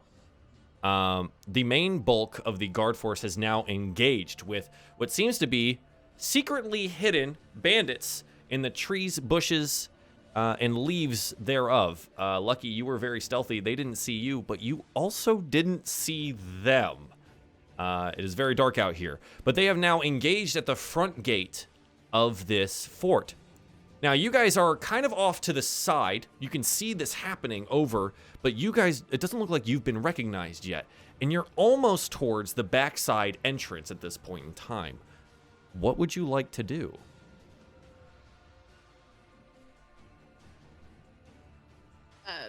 Like it's like we just get them from behind. We gotta go in. We can go from the side now. They're gonna get us. And I don't. That's a lot of. Does it look like, compared size of ranks, who looks like they have more soldiers? If you stop for a bit, it looks relatively evenly matched at this point, but that's in favor of the Perch Guard. The Perch Guard is a trained military force. Yeah. And they're also well armed and well armored. You also note that between the captain and what looks to be a smaller Strigg warrior, they seem to be kind of holding their own here at least. The surprise has definitely taken its toll. Sure. Some of the Perch Guard has fallen, but the battle is just well underway, and it looks relatively evenly matched at this point. You do note now, Lucky, that one guard that was over up at the top is firing arrows into the crowd now. Lucky's like itching to take the shot, but she doesn't. I mean, like he doesn't want to reveal his location. Yeah. No, I believe they should be able to hold their own. We should continue. You're right. I think the best plan is to, still continue with the plan to try and get around them. So if they, if the Perch Guard does, advance, then we can still pinch them. Yes. They pinch them. Their leather armor, is it? My comment is not so good. Is not the right word. Too thick? No, Anyway, we still go in and we go in from behind them. Yeah. We catch them by surprise. Yeah, that still is the plan. I don't know over here. I think we definitely should go though before they start guarding up on the backside, knowing that they have a weak spot. Agreed. Right. Okay. So you guys head towards the backside still. The fight out in front here is definitely taking all of the attention so far. It looks like you guys have remained unnoticed, working your way towards the backside. What's the current marching order here? Like when you're approaching the back gate now, what does this look like? I imagine Lucky was leading, but he's probably gonna end up taking guard to in case anybody does move or comes to the door, you can shoot him. Dagonet can take point with his shield. Yeah, Okay, so he'll Dagonet's help gonna it with take him point. as well. So you guys are gonna go kind of side by side here? Yeah. Hiding behind the big people. Absolutely. Small people behind big people. This makes perfect sense in every way. Do you just walk in? Cautiously, but yeah, I mean, Yeah. I guess a quick check for traps or a potential ambush wouldn't hurt. Okay, sure. So you're approaching this backside here. It's not gated or anything. It's just kind of an opening within this palisade wall. Make me a perception check. That's a 6. big old 6. Dude, it's dark. It's dark out here. You're not And all of the wrong. light seems concentrated towards the front of the bandit encampment. You do see that there is some kind of light inside the encampment, but it might not be enough for you to see everything right now. But as you make your way closer and closer, you can't see anything in front of you right now. It doesn't look like, maybe everyone's out front. Other than lighting a torch, I can't see anything else in there. Do you have any other ideas before we storm in? The longer we delay, the less chances we have to surprise them. No. All right. Go, Eli. Unless you guys have any other things you want to add. Like he's gonna try to like head in. Cutesy prep. Yeah. So you guys take your first step into the encampment here? Yep. Okay. Luckily, we have a map for this. Let's get you on that map, shall we? You note in front of you that there are at least 2 Mop-Hawk bandits here inside the encampment, as well as the guard that's up on the platform. As soon as you walk in, they note that you're there, and they turn, and they yell to each other, "Attack from the rear! Attack from the rear!" And I'm going to need you guys to roll me initiative, please. I've got the turn order up. Go ahead and click on your little token there, then roll your initiative, and I will do the same for my little friendly friends here.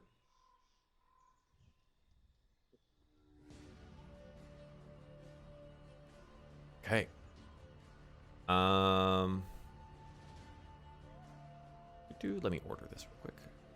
Get chat able to see everything, right? You guys would like to see stuff too, huh? All right. So, you guys are kind of in the top of this, the top right of this little area here. I'm gonna move that there. And again, you can see 3 Mop-Hawk bandits in front of you as it is right now. Eli, good roll. A 19 for you. You're a swift mover right now, bud. Thanks, I like man. that. I like crit. that. That was a crit. The 19. I love it.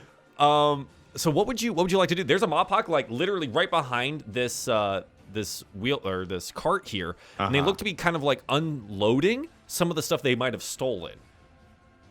Well, I'm gonna give him a little bunk on the head. Can I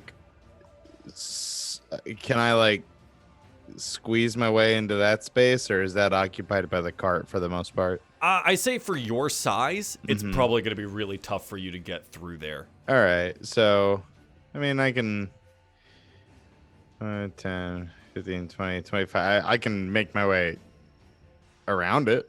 Yeah, absolutely. Yeah. So I think I'm gonna go ahead and do that and walk up and be like, nah. I'm gonna attempt to do non-lethal here. Okay, so you want to try and knock him out with your mace? Yeah. Yeah, go ahead and roll me an attack roll, please.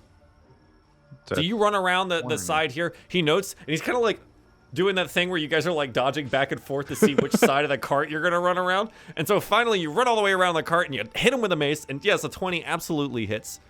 You do 3 bludgeoning damage to him, which is indeed non-lethal because it doesn't put him down yet. I think he gets his sword up just in time to kind of take most of the blow before it hits him in the chest area. He does seem winded by this and a little bit hurt, but you definitely don't put him down. Sure. And I think I'll just say, like, that's not going back to the fort. This is where you stop. Love it. Yeah, and he snarls at you, and he's readied himself now, and he's ready for the next attack here. Is there anything else that you'd like to do on your turn? Nay, I believe that is it. Awesome. Okay. So Pez, what would you like to do here? I'm just gonna knock an arrow into my crossbow. I'm like, why do they just assume that we're not friendly? Just putting arrows in the crossbow, and I can only see the one on the map so far. Is that? So you can move. So because this is all based on vision, it is dark, so there are light sources. So when you walk inside the camp, you'll probably be able to see a little bit more. Okay. I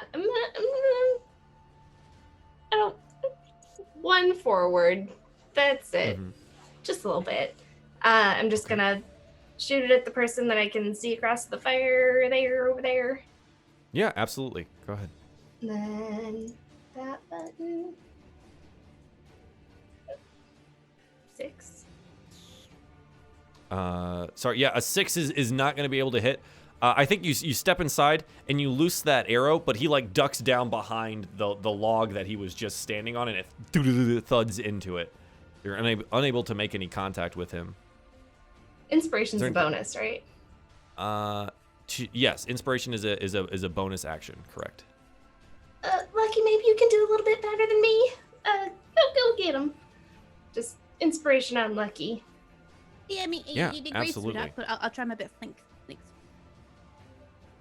That's it. Okay. Okay.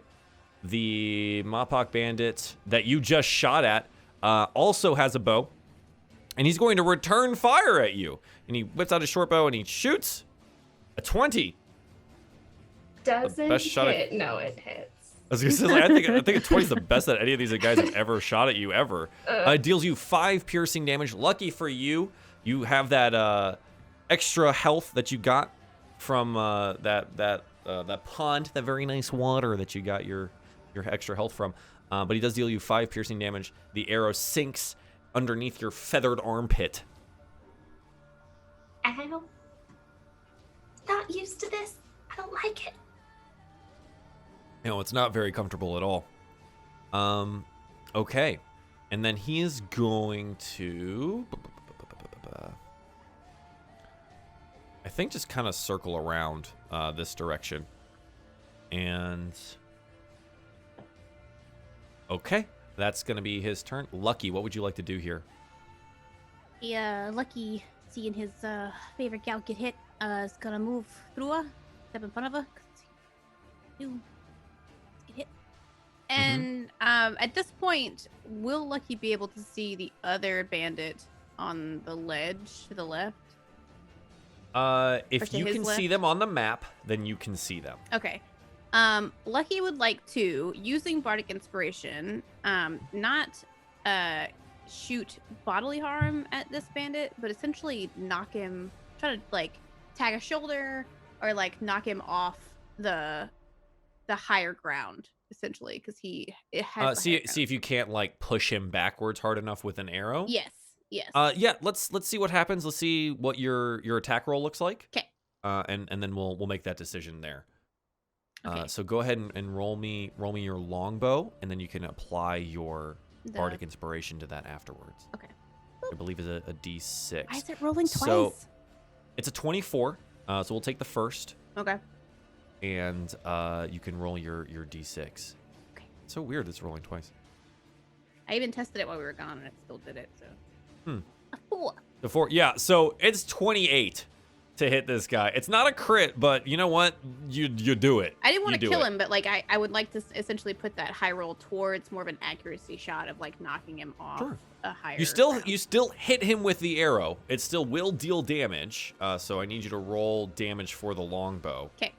10. But with your aim, I'm gonna say that you knock him off his perch, and he kind of like disappears somewhere underneath here. You're not really sure where, but he kind of like disappears from view down there. Okay, and on his bonus action, I would like to he's gonna point his finger at the bandit across the bonfire and be like, "Call your voices off the front, because you don't know how many we got coming back here, and we're gonna take you over really quick." And try to like hunter's mark him, but not even really be successful at persuading. So persuasion is technically a full action if you want to actually But persuade he's them. still But gonna be a jerk. talking's a about free it. action, and you can mark him for death. Absolutely. And he looks at you and goes, "You have no idea how many we are." But you have no idea how many we are. Just mimics him. Yeah, back and forth. Quit copying me. Oh my god. Okay. Is there anything else you'd like to do, Lucky? You have some movement left if you'd like to utilize it. He's gonna stay as closely as possible to Pez now that Pez has been hit. Dagone, it is now your turn. What would you like to do? I am sorry, Pez. I did not get my shield up in time because I forgot I had protection. Okay. Okay. It's okay. Next time. Just I think, wait, is protection melee only, or is it if you're in range of Says them? if a creature I can see attacks another creature that is within 5 feet of me. So she's in Oh, that's 5 feet of that me. is super strong. Okay, cool.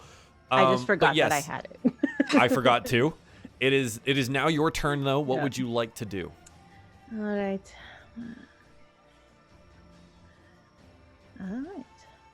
He is going to hobble his way right in front of this Mopok. Okay. and he is gonna spear him. Uh-huh. Go for it. Show me that spear. 22. Yeah, that hits. Nice. In distinct opposite of your stealthy roll, we are now in the very positive range. Please roll me some damage against this Mopok bandit Nice. that was just talking trash. Yeah, so 7 points of damage. Thunk, straight through with the spear, and he just this isn't going well. And he's going to, try to attack you with his short sword. I think it's not his turn yet. Where is he on the? Oh, he already went on the turn list. Okay. Is there anything else you'd like to do, Dagonet?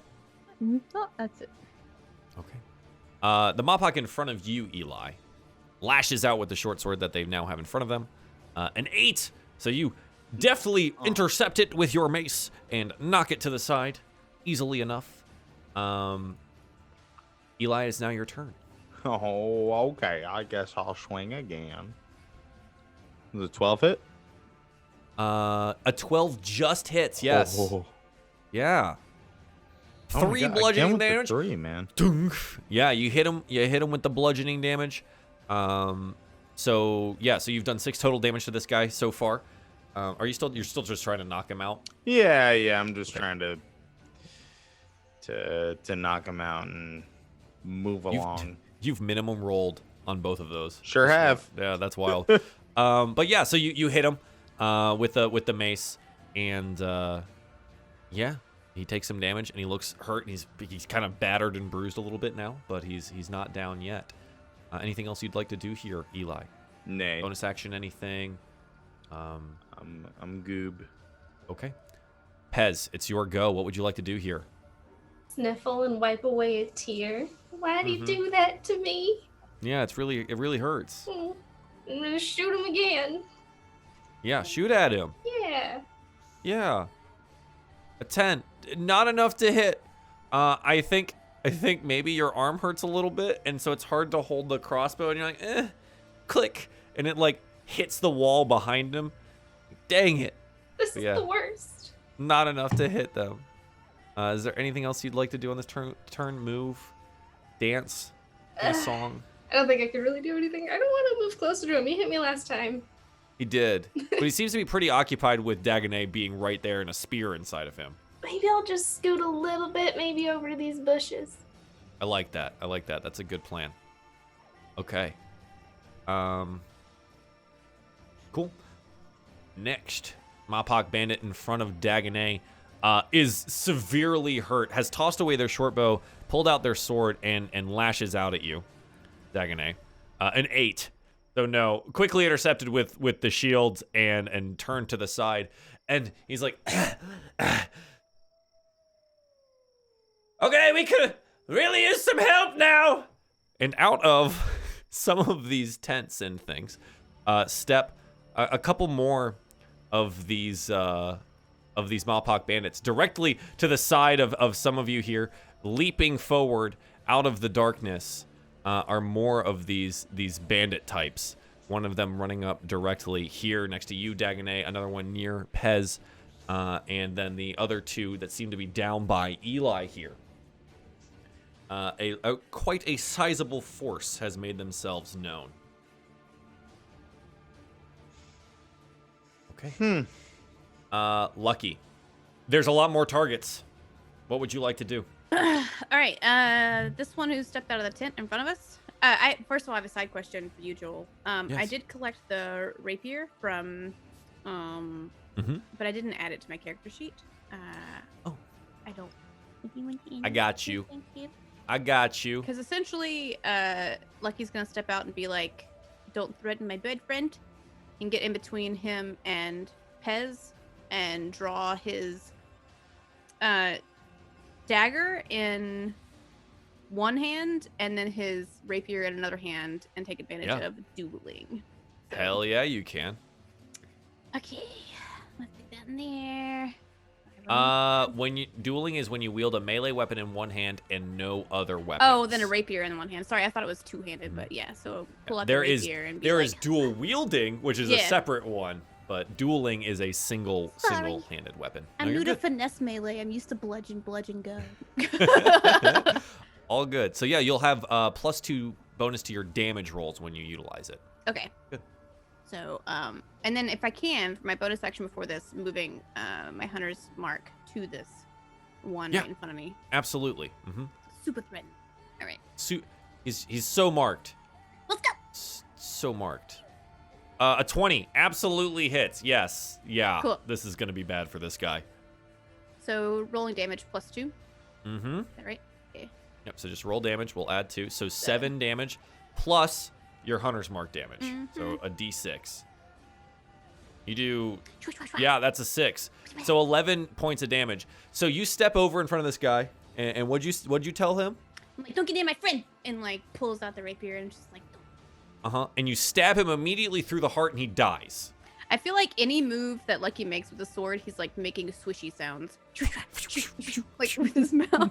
Does he swish? Does he swish through the heart too? Does that happen? Swish. Yeah. And then pull it out and swish the blood off of it. He points back swishing at everywhere. the other one that he told earlier to watch out for, like that we have more coming, and it's like, even though he's probably not even paying attention. He's not. He is well. Even though there's 2 in front of Dagonet right now, Dagonet is a seasoned fighter and is handling himself well. And that one Mappak is very hurt right now, so doesn't really think about it. But yeah, very well done, Lucky. Is there anything else you'd like to do? More movement stuff, or that Nope. was really well Taken well defense struck. for like the first Okay. time in his life. I love it. Dagonet, it is your turn. What would you like to do? He just kind of looks at the very wounded Mappak and says, "Things are not looking very good for you, friend. I'm very sorry." And he's just gonna dig that spear in a little deeper. Oh god. Yeah, roll me an attack. This poor Mappak just getting slammed. 19. Yeah. 5 piercing damage. He's dead. He dies. You pull the spear out and immediately slam it back in, and he keels over, and you kind of have to like put a boot on him and get him off, just in time for you to catch the other one's sword with your shield, and yeah, that one's down. That one's down. Dagonet, is there anything else you'd like to do here?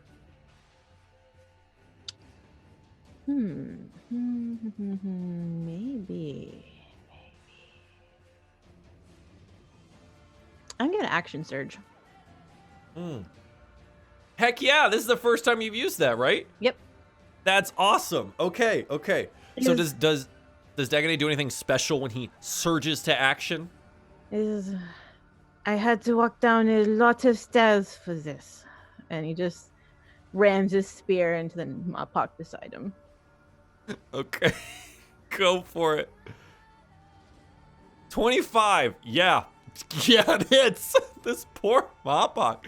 6 more piercing damage. It's like trucks don't exist in this, so I guess it would be like getting hit by a horse every time Dagonet hits something with a spear. It's like his hobbling around just totally belies the action of him utilizing a spear with such swiftness and power. It just slams through people. Yeah, it Upper does body strength. Yeah, it does 6 piercing damage, and the Mappak in front of you, she just is.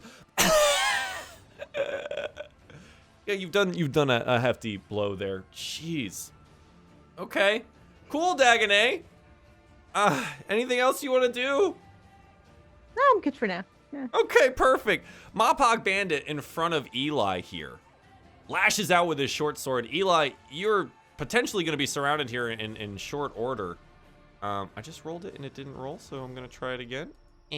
There it is. A 13, Eli. No, too spiny. Doesn't get hit. Again, I think this one's a little bit beaten and bruised, and maybe swinging a little bit like slower than he possibly could be, but is unable to attack you here. That's his turn. And so the next one is dead, so he's off the list. The one in front of you that just got stabbed by a spear, Dagonet, also lashes out with a short sword. Unable to make contact. That is a 7. Unable to do anything there. But the other Mawpox that have just made themselves known here are going to move their way up. And Eli, you've been in this situation before, surrounded on all sides, but this time you're not. These aren't slimes, and you're not curled up right now. But both of them are going to lash out with their short swords here. One is a 14, and the other is a 17 hits. The 17 hits. Yeah. So we're gonna roll that damage, 5 piercing damage, which eats through your bonus damage here, your bonus health from the pond. Yeah. And so you're back down to what your normal is. But yeah, so you're surrounded on all sides here. Lucky you've just dispatched one, and you now note that your friend here might be in a little bit more trouble if time moves on, or as time moves on. But Eli, it is your go. What would you like to do here? I'm gonna curl up. Yeah, you're just gonna roll up? I'm gonna curl All up. right. So for those of you guys that don't know, Eli is a big old hedgehog boy, and he can just curl up into a ball. Yeah, it's He fine. just curls up into a ball. He uses his action to curl up, exposing the attackers to a wall of toughened quills. He can't move, attack, or cast spells with somatic components, but his base armor class is 19. He has a shield, so his armor class is 21 now, just sitting on the ground like this. So that's fun. And any miss, they take damage. Yep, and if they miss, they take 2d4 points of piercing damage by trying to hit you. So there you go. You're curled up. There it is. Do you want a bonus action anything, or are you good? No, I don't have a bonus action that is not a somatic spell. So Okay, perfect. good to go. Pez. Lucky has leaped in front of you and dispatched the one that was about to attack you. What would you like to do? Lucky, you are my hero and you are the best, and I very much appreciate it. And I will give you a big old hug later. Do you think there's any more of those around? More of those dudes? I don't want to. Lucky points over at Eli. Oh, jeez. Like 3 of them. Right. And seemingly with excellent timing, a Gerbine drops out of the tree in front of you and also says, "Yes, I'm right here." Gasp.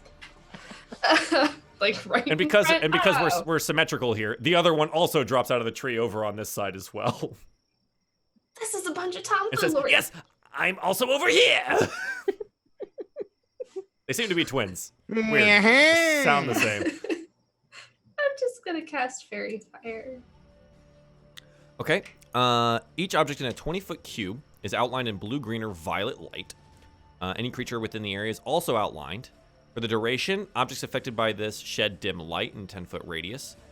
Any attack roll against the affected creature or object has advantage if the attacker can see it, and the affected creature or object can't benefit from being invisible. So where do you cast this? In the area?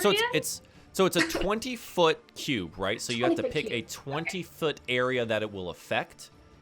So if you want to utilize your ruler, So 20 feet, it's a lot, right?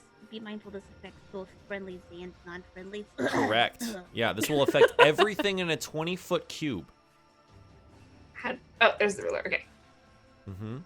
So it's a large area. You can affect quite a bit of the battlefield here, but just be aware of where you're placing it. It will benefit the enemy as well if placed onto your friends. So it's like a 4x4 square, right? Yes, a cube, right? A cube. So it's a 20. Yeah, so it's 4 across, 4 down. Mm-hmm. I think I'm gonna do there. Can you see that? Yeah. So from this center point here. To is that 1, 2, 3, 1, 2, 3, 4? Yeah. So there across. That's 15 feet. Ooh. Okay, I'm gonna do there across. Okay. And then there down. Okay, so this will encompass the 3 Mawpox, the 1 Gerbine that just dropped out of the sky, and your buddy Eli. Yeah. Okay. So what color is it? Ooh, I've been looking at the opal a lot. If we could make it opal-y, just kind of like iridescent. Okay, cool. I'm going to mark them with purple because that's good for me. But yeah, so they kind of shine. What do you do to cast the spell? Mmm. You little toot toot and then like some like some iridescent light kind of emanates from you and then like showers down on the area. Yeah. Okay, kinda yeah. like Yeah, so it like showers down on top of you. Eli, you have no idea this is happening. But you are now covered in this iridescent purple light. The Mopok and the Derbians around, they kind of like look around, and some of them like, because it kind of looks like fire. But then they realize it's not hurting them. It's not hurting them. But it will eventually hurt them. So, yeah, that's good. That's good. I like it. Is there anything else that you'd like to accomplish here? I think I'm out of, because I wasn't sure how many Bardic Inspirations I'd used during the day last game. So I'm probably okay. just going to say I'm out because I'm not positive. Let's see. How many total do you have? Is it 2? I think I have 3. You have 3 total? I believe so. You used 1 during the travel day and during the fight with the little molten guys. Then you used 1, another one at the fight at the platform. So you should have 1 remaining. And I used the one on Lucky during this fight. Oh, okay. So then, yeah, you're out. Yep. Okay. Yep. That's Perfect. done. Mm-hmm. Yep. Good keeping track. Nice. Okay. So anything else you want to move at all? Or are you good? I'm good in the corner. Perfect. All right. That's a dead Mopok bandit, so we're gonna remove that. Lucky, it's your go, and there's a lot of people in front of you. Some of them are glowing. Lucky was first surprised by another Derby. He's like, oh, no Derby. And then it's like suddenly a glowy Derby. He's like, and just like reaches out to like stab him because he's too close for comfort. You getting too close to my friends? You getting Yeah, he's me got and my like 2 friends?" daggers out, and he's like, and he's all glowy purple right now. So roll your attack at advantage. Sweet. Ooh. 24. 24. Yeah, it hits. Jeez. Wowie. So that'll be. I don't know 6 why plus that clicks 6, twice. 12. Just. Oh, that was the max. So it's gonna be 6 because that's the first one. That's fine. So it's 6 damage, and yeah, okay. You stab him, and he's like, Oh, would it be 8 though? ah!" Since with the dueling or whatever, I'm still Oh, fighting. yeah, with one hand? absolutely. Okay, cool. Good call. Good call. Thanks. Yeah. So it's 8. You do 8 damage to them. Wonderful. And It's like- yeah, and they're in pain, and they're glowing. They're in pain and glowing. Wonderful. Okay. Is there anything else you wanna utilize here? Lucky instinctively is gonna put Hunter's Mark on this one, even though with his bonus action, move it from the previously deceased if I can. Yeah. Or is did it you an want to extra have done cast? it? It's not extra. Okay. You can move it. It just maintains as long as you have concentration. Okay. So you can just say that. I mean, Lucky would have known to move it before making that attack. So go Okay. ahead and roll the d6. Okay. I mean, I don't mind doing it afterwards and doing it on the next attack if you want me to. No, I'll give it to you. Okay. Lucky would remember in the middle Leslie's of battle. not a fighter. Lucky's is a gonna fighter. remember. Yeah, exactly. Oh no. I'm not super much a rule stickler. I don't know if you've noticed Okay. that. So that was 8 plus 5 plus. Wow. Yeah. We changed this to you have mortally wounded this Jerbean. He is not looking good. He's not looking good at all. Lucky, who's like only recently come to feeling comfortable with the rapier, she's like, I'm sorry, you scared me. Sorry, it's oh God. Pulls it back. Right, and then jumps around to try to get to the other Mopok that's over here, blocking him between. Okay. Yeah. Absolutely. I'm not used to close range. Okay. Dagone, you have 1 in front of you right now. Also mortally wounded. What would you like to do? Well, the only thing I can do is, I'm sorry, but, it's kind of... Yeah. And... Yeah. Spear. Go ahead. Oops. Sorry. I misclicked on two-handed, but I wanted one hand. I mean, it just takes the attack roll for the first one anyways. So you just don't hit. Yeah. So I that was is a keeping my natural. mouse That is a up. natural one. But I yeah. natural I one to think- the character sheet. Yeah. I think like you're in the middle of this fight, and you stab downwards at this Mopok, and he like steps out of the way, and maybe your spear kind of gets like stuck in the ground for a second. You're just trying to wrench it back out. But yeah, you're unable to strike at this Mopok right now. Okay. Is there anything else you'd like to do with this? No. You'll stand. Try again next time. Okay. Okay, there are Mopok bandits all around. So the 3 Mopok bandits are going to make attacks, I think, at Eli. Yeah, that makes sense to me. They're all going to make their attacks at Eli until they can't anymore. So we're going to figure out if they can do it. My Mopoks, where did I put you? No, I have too many things open. All right, there it is. So short sword attacks from each of these bandits. Miss, hit, and miss, I think. Is that correct? Miss, and miss, baby. Oh, because you're 21 AC. Oh my god, that's disgusting. 2d4 damage from each of them, huh? They're like, we're gonna get him! And all of them come back with, I have discovered that in this campaign, the key to my success is do fucking nothing. Do nothing. Absolutely nothing. Don't you dare move. You will be fine. So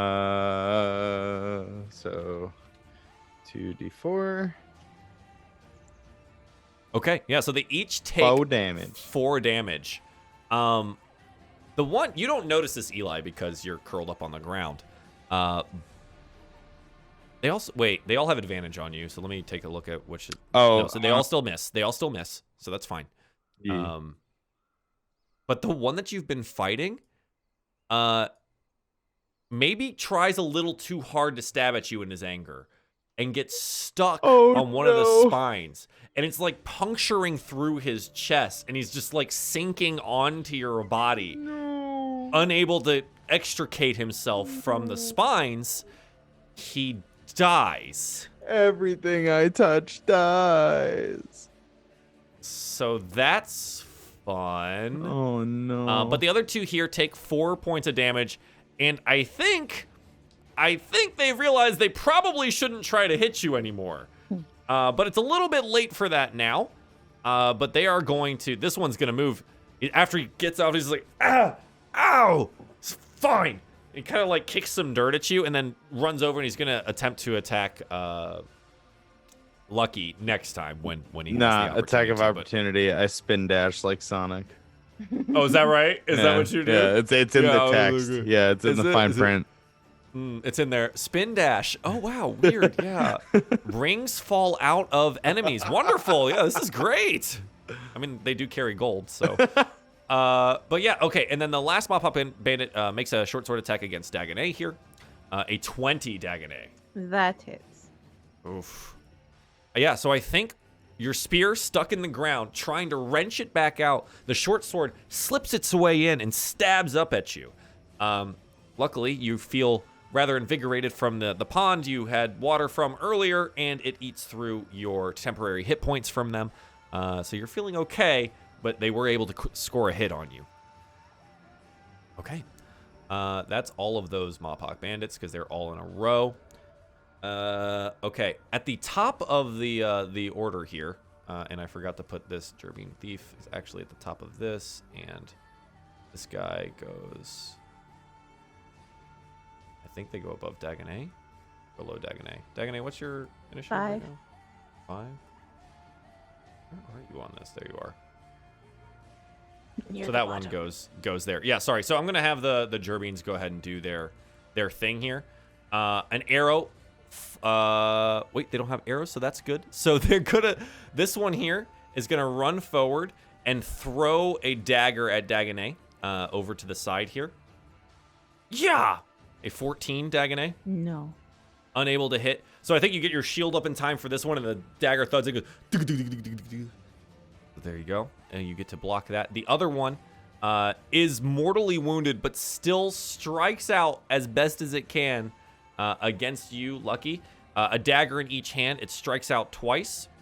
So It's 15 to hit. 15 to hit. You're able to take your rapier and ding, ding, block both of these rather deftly. You still hear him going, swish, clap, swish. Yeah. And that one, the guy in front of you's like, stop making that sound! Stop it! You're distracting me! I'm trying to kill you! Yeah, you're doing a great job. Yeah, and since we're at the top of the turn order here, we get like a camera shot of the fight going on outside. It's a pretty dead heat, but you do note that there is a small strig with a conical helmet and a large feather on top with a little shield and a sword that is working his way through the bandits here, and seems to be fighting rather well. But we'll address him later. Additionally, someone steps out from the center building. Kind of fox-looking woman. A Vulpin captain. Looks rather familiar. With a couple extra scars, maybe from a previous fight. But looks over at one small Gerbean and says, Lucky! Oh no. Frey has entered the fray. Shut up.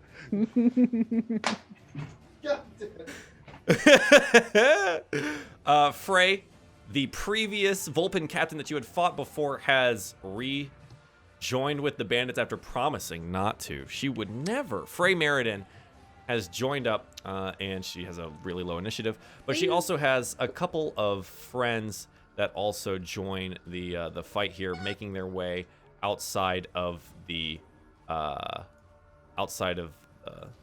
tent there. She has a pet wolf at her side and a well-appointed Gerbean warrior. Looks a little different than the other ones that have been you've been fighting with at this point in time.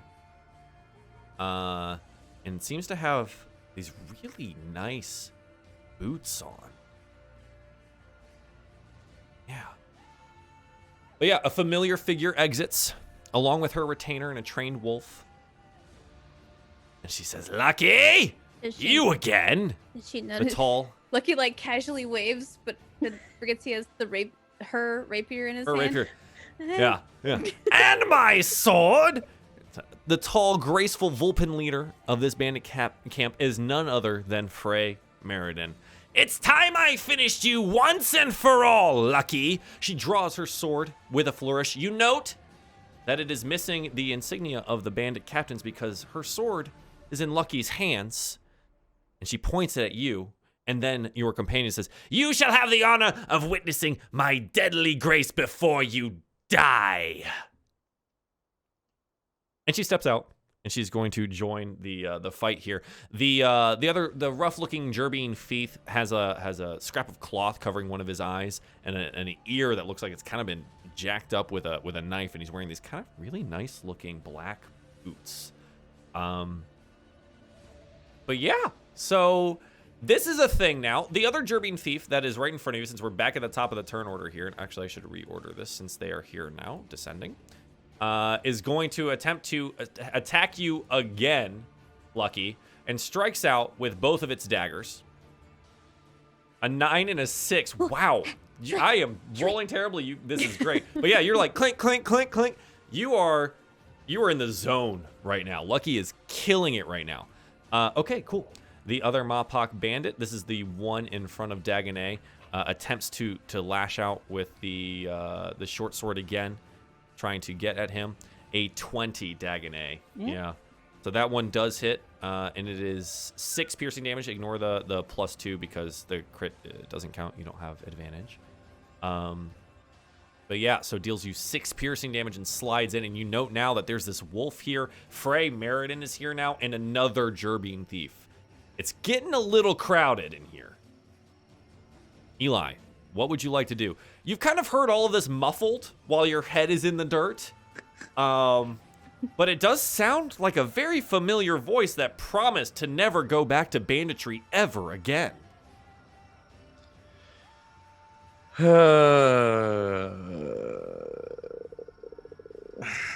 Okay. How did? No, I guess last time it was a little different of a situation. It's an action to curl up, so is it an action to uncurl? Yeah, I don't think it specifically says. Let me read your thing real quick. Here it is again. You may uncurl yourself at any point during your turn. Okay. Does not say. Dope.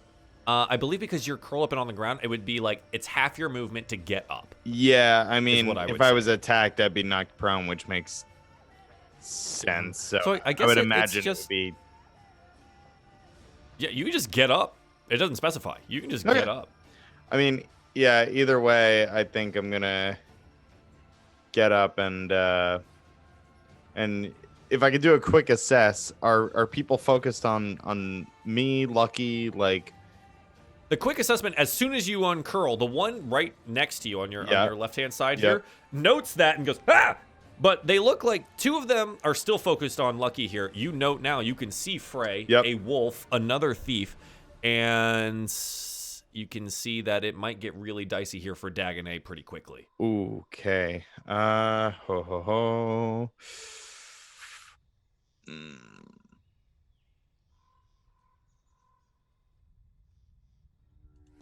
I'm gonna shield the faith. Dagonet.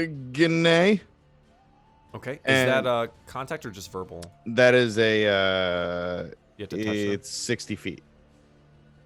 Okay, nice. Oh, nice. That's awesome. Yeah. So yeah, you get up, and your shield of faith. What does your shield of faith look like again? So similar to the 3 rapiers with the pink ribbon that Gaspard's community domain has. It's sort of like ribbon work that kind of forms itself out of the air and layers itself onto Dagonet and then just sort of fades. When you said the rapiers, I immediately do you remember Yu-Gi-Oh and Swords of Light where they would just Yes. pop out of the air? That's exactly what I thought of, but like rapiers that are. I all play ribboned and Swords stuff. of Light. So Pots you're of now, Greed, Pot of Greed, which allows me to draw 2 cards from my deck. Dagonet, you now have a bonus of 2 AC for the duration that Eli can focus on it. You see the ribbons of Gaspard covering you, and you know that you have been blessed. Yeah. Eli, is there anything else that you'd like to do? Oh, Shield of Faith I'm is a a bonus swing. action. Yeah, go for it. Yeah, I'm gonna go ahead and swing. Please. It's a A 7. 7. Yeah, unable to hit this Mophawk Bandit. That he's able to turn around in time and bats it away with your sword. He says, "Oh, you're back then." Yeah, if you're fixing to tussle, here I am. And Okay. that's my turn. Do you have Wonderful. advantage? Or is That there was any prior con? so. Even the if I rolls- had advantage. yeah, the rolls are 7 and 6. It would So- not have been all right. I So appre- not okay. Good looking out, though. Thank Yeah. you. I appreciate effort. you. Good effort. The Mophawk Bandit that is still engaged with Lucky lashes out with the short sword. Lucky, there's a lot going on here. That is a crit. As a natural 20, I believe that hits. Woof. That is 11 piercing damage. Lucky, you have been dancing around these enemies the entire time that you've been here, but finally one slips by and deals you 11 piercing damage. That is the Lucky- first time you got hit though, because you still have your temps? Yes. Temp hit points? Okay, Yes. cool. But Lucky is Clearly very hurt by this. Mhm. Ah, you hear him cry out. Yeah, it's my soft spot. Yeah, not a good feeling. Pez, you watch as your friend Lucky, who has defended you against all comers so far today, takes a short sword deep in the side.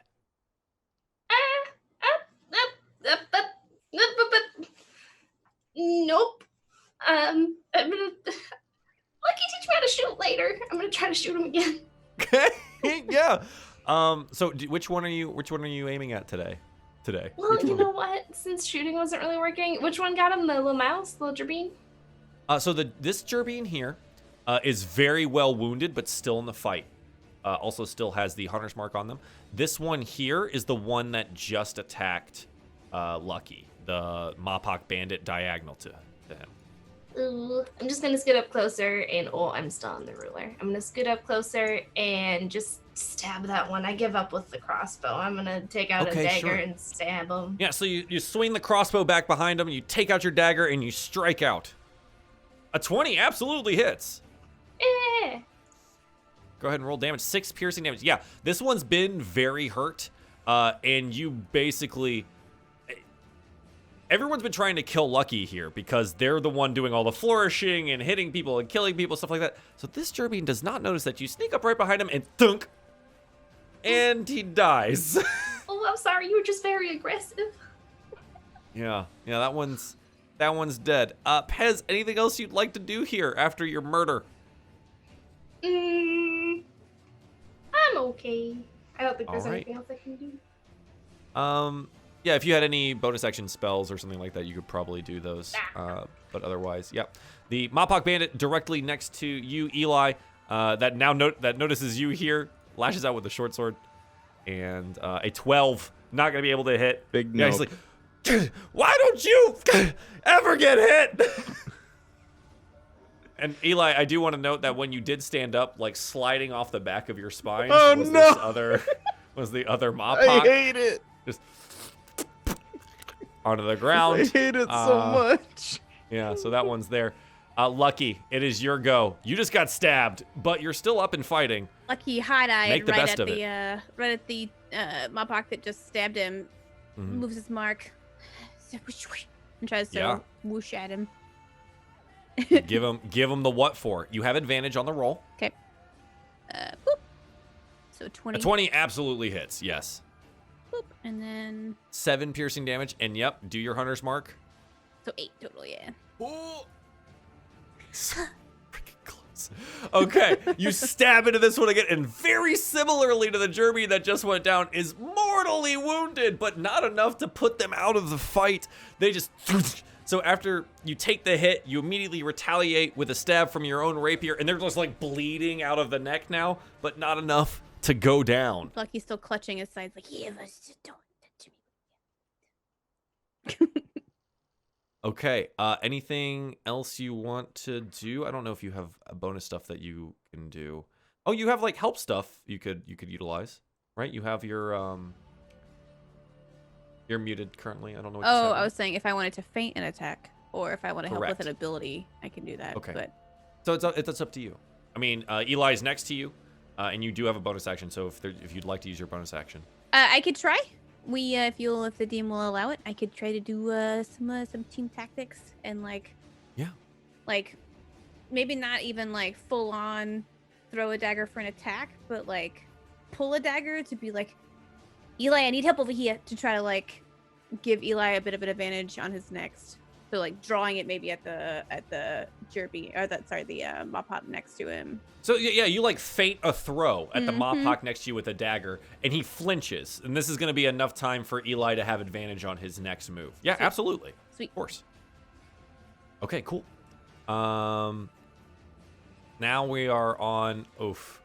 Okay, Jerbean Thief here is going to. Oof. Let me get interesting.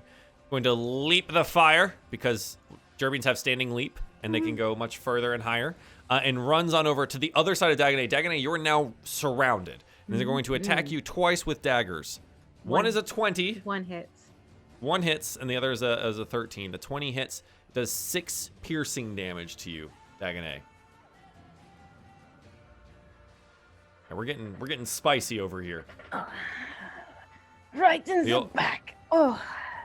Yep, the old man is feeling the spice. Okay, that's all that Jerbean is going to do. Frey Meriden is going to casually take the next, 6-ish seconds of time. You will get an attack of opportunity here if you want to, Dagonet. Oh, of course. Because they're making their way directly to Lucky, of course. Absolutely.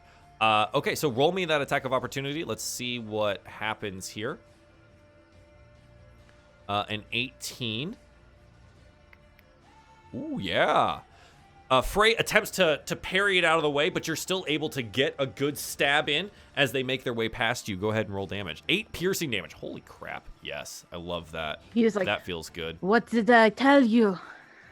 She See you. turns around and I skewer you. You're next! And she bounds over to where Lucky is and makes 2 attacks with her sword. A 20 and a 6. First one I think definitely that hits. Yeah. the 20, the 20 hits. 3 piercing damage. So lucky for you, it's a glancing blow. You're able to get your sword up in time, and it kind of grazes like across your face and down onto your chest. So you do take some damage here. You are bleeding, but it's not enough to put you down yet. But yeah, you are now engaged with Frey Meriden here. Dagonet, it is your turn. There's a lot going on here. What would you like to do? I forgot the roll. He's just being a good boy and sitting there. It's funny. He's just hanging out. All right. Second wind's just bonus action. This is good. Yes, it is. Yeah. Excellent. All right. So I am going to swing my spear back around, and I'm gonna the Mopok that I've already hurt. I'm gonna try and end this one. Yeah, absolutely. Oh, this one is a squishy little bug. Unable to Trying make to get contact you. here. Yeah, I think it's because you're surrounded. You're trying to make these attacks out here, but you're also trying to get your shield up in the way and your spear out in the way to try and stay alive at this point. There's a lot going on here. Okay. Dagonet, is there anything you want to do? It's Bonus hard to extricate action, yourself I'm from gonna this. second wind. Absolutely. Yeah, go ahead and roll second wind for me. Is it So- just it's a hit die? Is that correct? Yeah, a hit points equal to 1d10 plus my fighter level. Awesome, yeah. So go ahead and roll 1d10 plus 2.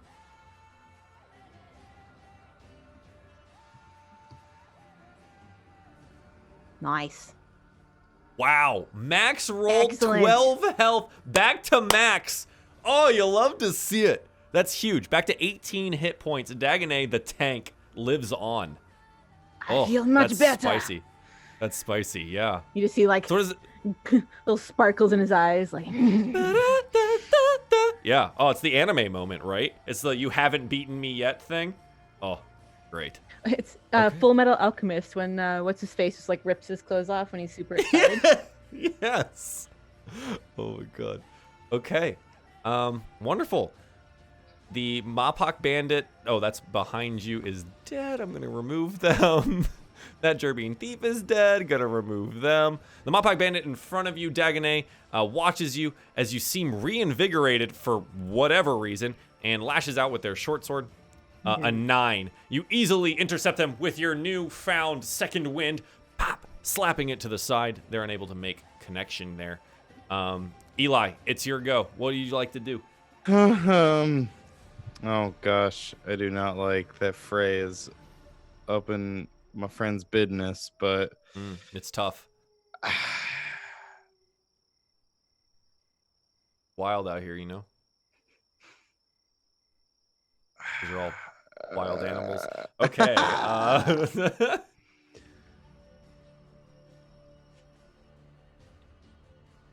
how's Lucky looking? Lucky's pretty hurt. Got some blood going on. Clutching on to his gut. Definitely stabbed in a soft spot. But Lucky's a survivor. I'm gonna shift Shield of Faith. Okay. I gotta wait. Can you? I mean, I can. You can recast. Yeah, that's what I mean, but I might actually. Do you have healing spells still? I have a healing word, and that's also a bonus action. Mm-hmm. I don't know if it's. I don't know what's better, healing now or shielding later. Yeah, I'm gonna bonus action healing word. Because I want to keep trying to swing at this guy and get rid of him. Yeah, absolutely. So go ahead and bonus action healing word. Ugh. So 4 more hit points for you, God, Lucky. the minimum roll. Yeah, your rolls have been Dude. very, very tough today, Eli. Yeah. I'm having a but time. Go ahead. If you want to make the attack on the Mopok, you do have advantage on it. And I have advantage on the one in front of me. Correct. Mm-hmm. Oh, that's right, because Lucky helped a brother out. All right. Hey, 20. Yes, a 20 absolutely Finally. hits. Yes. Hey, almost 4 minimum damage. It's okay. It's okay. I don't think this Amazing. Mopok's been hit yet at all. Amazing. So he's now Great. recognizes that you're there, but yes, another minimum damage roll. That's so wild, dude. How is that happening to you? I'm trying my damnedest. Check your dice, man. Yeah, you're right. You're right. Yeah, put him in jail. Yeah. Oh, let me. Check your dice. Nope, we're gonna disregard that. All right, great. Oh, is it that bad? It's just Oh, me no. today. It's just me today. No. That's Chat, that's my turn. give Eli your energy. Yeah. Okay. So the wolf, I'm gonna go ahead and throw them in here. They were before, but I'm just gonna throw them in. Is going to attack Dagonet here. They do have pack tactics, being next to one of their allies. An 18 Dagonet. Do I still have Shield of Faith on me? Yes. Do. Then that does not hit. So the wolf, you're swinging around. You've blocked another short sword attack. You've blocked another dagger attack, and the wolf leaps in, and you've missed. And all of a sudden, this shining magical shield takes the brunt of the bite there, and the wolf looks very confused as to why this invisible force field has shown up and stopped them from dragging you to the ground. So there you go. Very nice. Shield of Faith is awesome, man. So yeah, that's going to be the wolf. Got to make up for all the times that I didn't know it was a bonus action. It's good. It's good. The Mopok Bandit in front, or that you have hunters marked, Lucky, is going to attack you. And they look over at Frey and say, "Yeah, Captain's here now. You're in trouble." And they lash out with their short sword. An 11. Dodge. Yep, Lucky dancing all over the place, feeling a little bit better. We watched as like some of the wounds heal up. The one that was like across your face kind of closes a little bit. You're gonna make it for now. Pez.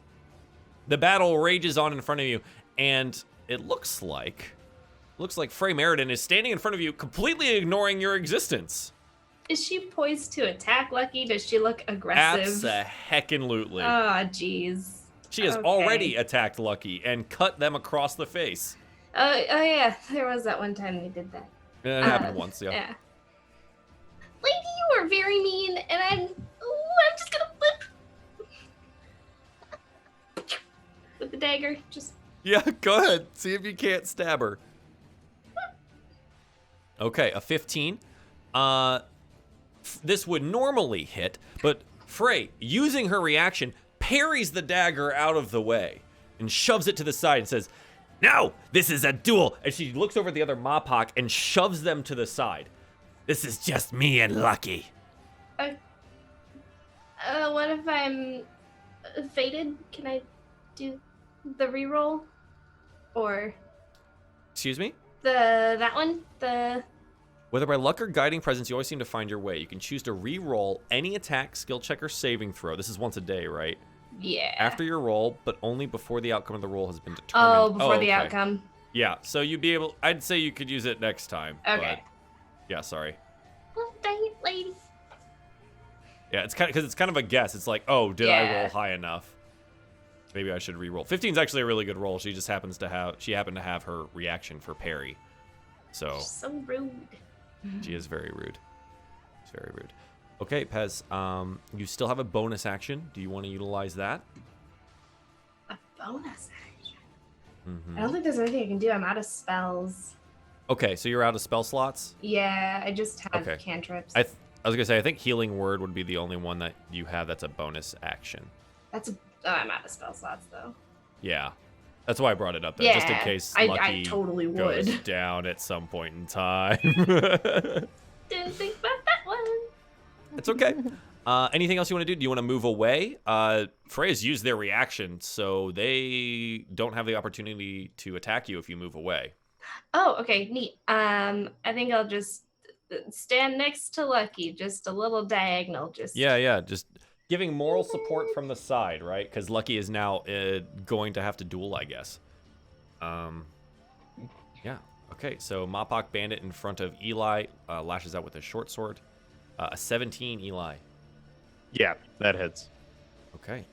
That is 4 piercing damage, and Eli, I'm going to need you to make me a concentration check, please. A DC 10. Yep, nice. 12. So you maintain the Shield of Faith on Dagonet, which is really beneficial for your group right now. Yep. Perfect. That is the bandit's turn. Lucky. It's your go. Okay. Frey Meriden is in front of you. There's 2 Mopok bandits, and your friend Dagonet is surrounded. What would you like to do? Leslie would logically attack somebody in front of her. But Lucky, as a mad dab on the bad guys, disrespect to Frey, is gonna pull his bow, gonna quickly like sheath the rapier, pull the bow, and be like, "I'm gonna take something else from you this time too," and like fire an arrow at the wolf over his shoulder, or over her shoulder. So this will be made at disadvantage because you are in melee. Yeah. But this is the flex, right? I was gonna say it's not smart, but it's Lucky's a flexer. Absolutely. He's not a smart fighter. Let's see what I mean. If you want to, you guys all have inspiration still, and none of you have ever used it. So if you want to like take the chance, get because this will put it back at normal for you. Yeah, definitely. If you want to try and do that, then you can. Absolutely. Just using the bardic inspiration This to is like such a aim over the shoulder. This isn't bardic. This is so I don't know if you guys use inspiration in your games. Yeah, I But forgot you gave it to me before. Yeah. You guys should all have it. You got it when you made your characters, and now we are 5 episodes in, and you all still have it. So if you want to use it, I could have been thieving. Could have been thieving. Could have been thieving. So Lucky, with the big flex, roll me your attack on the wolf, please. A 20. A 20 absolutely hits this wolf. Go ahead and roll me some damage. 5 piercing damage. 5 piercing damage. Yeah, precious Would wolf. you have moved your hunter's mark to that location prior to doing it, or no? No, I think in the heat of moment of being like getting my wings, I'm gonna move them. Yeah.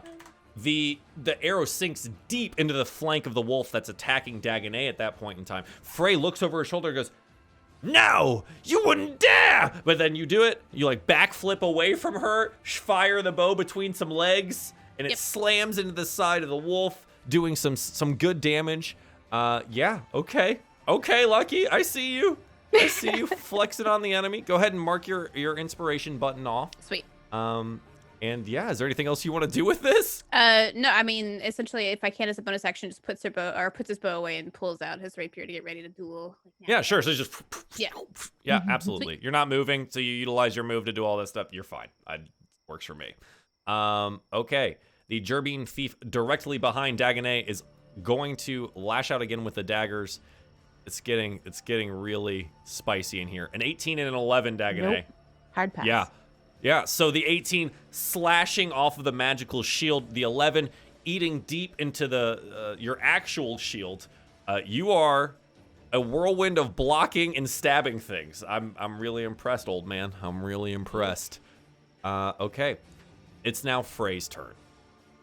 Frey, watching the arrow go into her wolf, is very upset. She lashes out twice with her short sword against Lucky. 15 and 15. They both hit.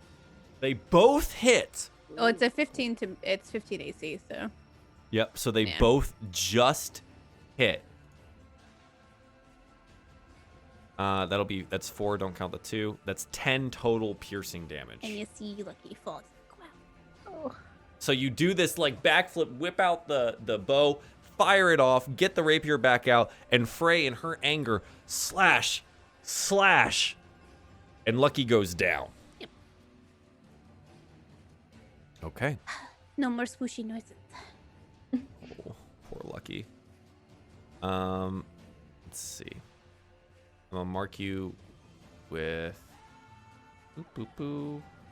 a broken heart because you're down on the ground and you're hurt. Okay. Frey looks down and goes, "Ha ha! Finally! And she looks up and she points her sword at Pez and says, "Now it's your turn." You are an awful lady. Okay, that's Frey's turn. The wolf is still not in order here, which is dumb. But the wolf leaps out again at Dagonet here with advantage due to pack tactics. 23. Yeah, that's a good bite. That one actually gets through. So with renewed vigor, the wolf leaps out at you and bites you. It latches on to your shield arm and is trying to drag you down to the ground. I'm going to need a strength saving throw from you, Dagonet. Okay. An 18, yeah. So you're able to shove the wolf off, not drag down to the ground just yet. But yeah, they do some damage, and you seem a little bit off kilter right now. Okay. So that was the wolf that I meant to do. So that puts us back at the top of the turn order. So Eli, what would you like to do? Eli, seeing Lucky go down, I think slightly lowers his weapon, looks over.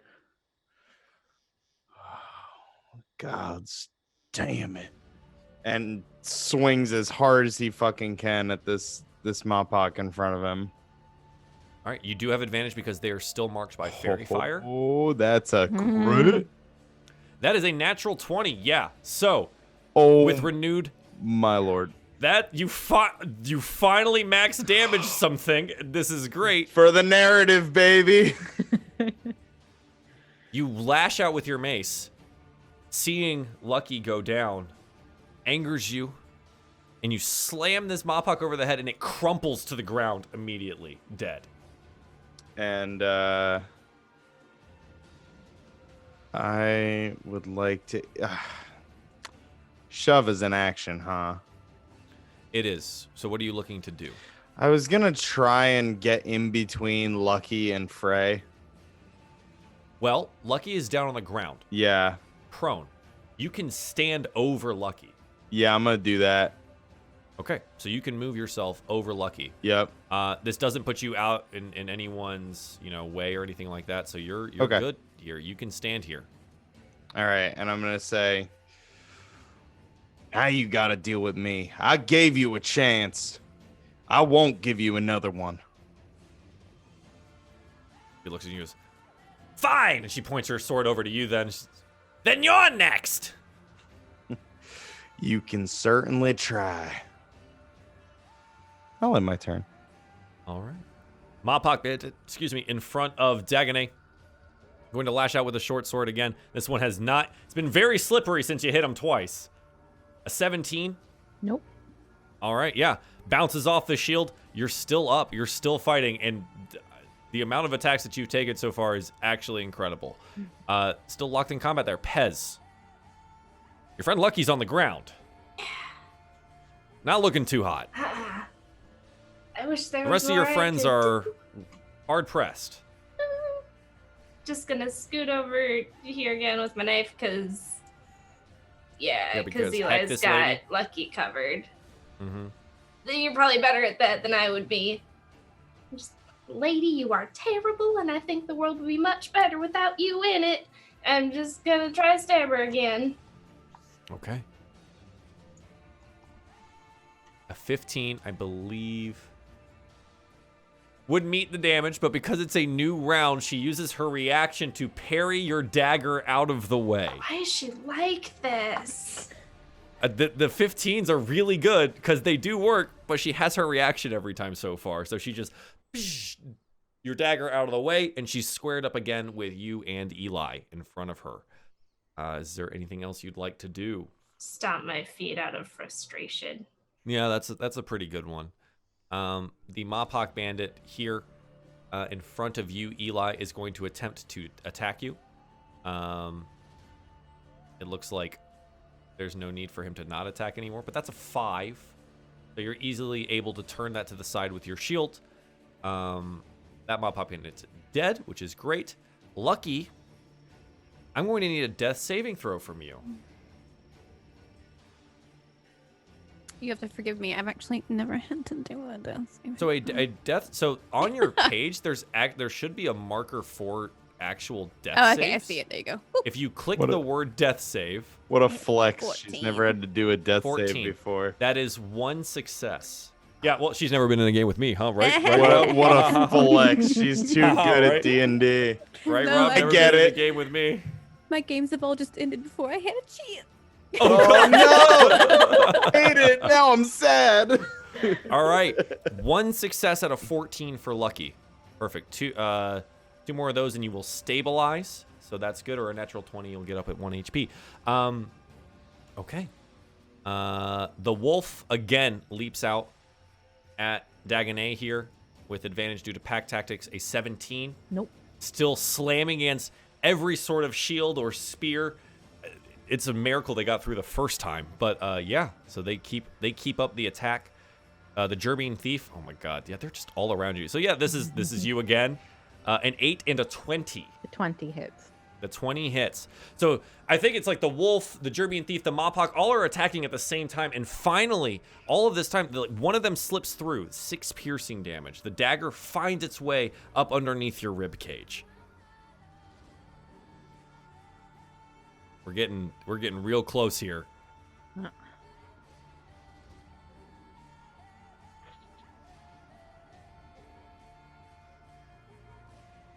Okay. Dagonet, it is your turn though. I haven't been doing well against that one Mopok there, so I'm just gonna spirit this wolf. Go for it. Yeah. 18 absolutely hits. Yes. Go ahead and roll me some damage. Yeah. The spear slamming into the wolf as it leaps against you again, down its throat, kills it instantly. You shove it off the spear and get ready for the other attacks from around you. The wolf goes down. Frey, locked in combat, has not noticed yet, but there is a yelp from the wolf before it gurgles and dies.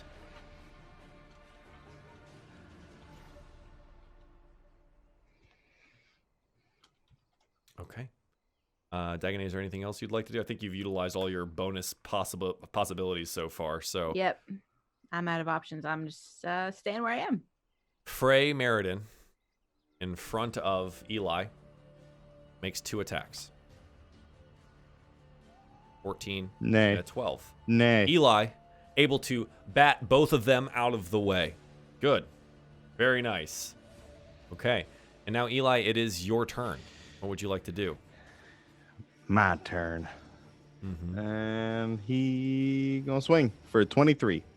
Absolutely hits. She tries to parry it out of the way, is unable to, and you deal her 8 points of bludgeoning damage, slamming her in the shoulder, and you watch as like it goes numb for a second, and she almost drops her sword before regaining her composure. Yeah, nice, nicely done. Is there anything else you want to do here? You have bonus action still? I do. I'll risk it for one more turn. I'm good. Okay. The Mopok Bandit in front of you, Dagonet, watches the wolf go down and lashes out with his short sword with renewed vigor. A 5, though. Nope. Again, turned away. Unreal amounts of times that you've turned away attacks today. It's incredible. I love it. Pez, what would you like to do? Can I be creative? Can we try a thing? What would you like to try? With mold earth, so I can take a 5-foot square and I'll put it in the thing. Take a 5-foot square and then put it somewhere else. Up to 5 feet away. Never mind. Yeah, it's kind of it's like digging a hole without a shovel. All right. So if you remember what we did with the magma guys, like you dug an instantaneous hole under one, and they kind of ended up in a hole. But other than that, there wasn't much that you could do with the other dirt. I wanted to pick it up and put it on Frey's face. Sadly not with that spell. I'm sorry to say. Is there something else that you'd like to do? Stabber. Yeah, go for it. Mm-hmm. A 14 I believe, just hits. It does. A 14 just hits, slips past the studded leather armor of Frey Meriden, and scores a hit for 6 piercing damage. Yeah, Frey's looking a little scared now. That's a lot of damage that has come very quickly, but she hasn't gotten her prize yet, so she's sticking around. Okay, Pez, is there anything else you want to do? You promised you'd go away. That's it. That's all I got. Okay. The Mopok Bandit in front of you, Eli, is going to attempt to attack you with the short sword here. A 9. No, unable to make contact here. These Mopoks are just not doing so hot today, huh? They're not really doing it. Lucky. I'm going to need another death saving throw from you, please. Having fever dreams, coins. Let's go. Ugh. Well, I hit twice, but the 2 is first, so. The 2 is first, so that is 1 failure. Not many coins. Ugh.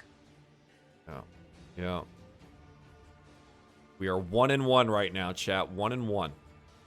Okay. The wolf is dead. I'll remove them from the list. The Gerbian thief behind you, Dagonet, is going to attempt to attack you with 2 daggers. 6 and 10, still unable to make their way past. I think I've forgotten about this one Gerbian thief like the entirety of the time. Oh, so yeah. That's really fun.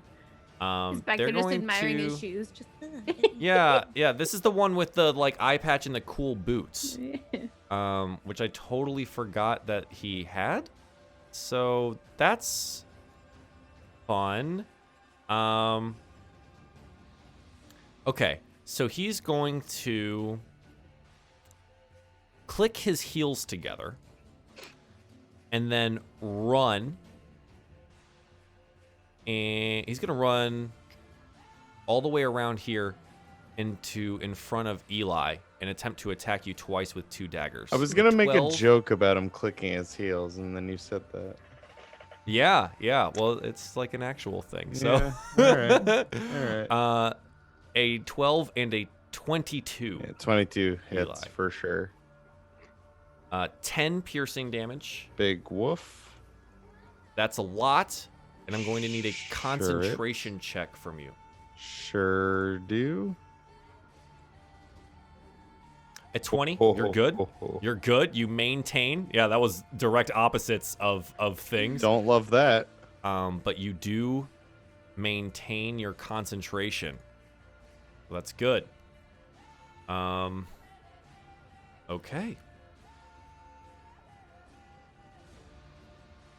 All right.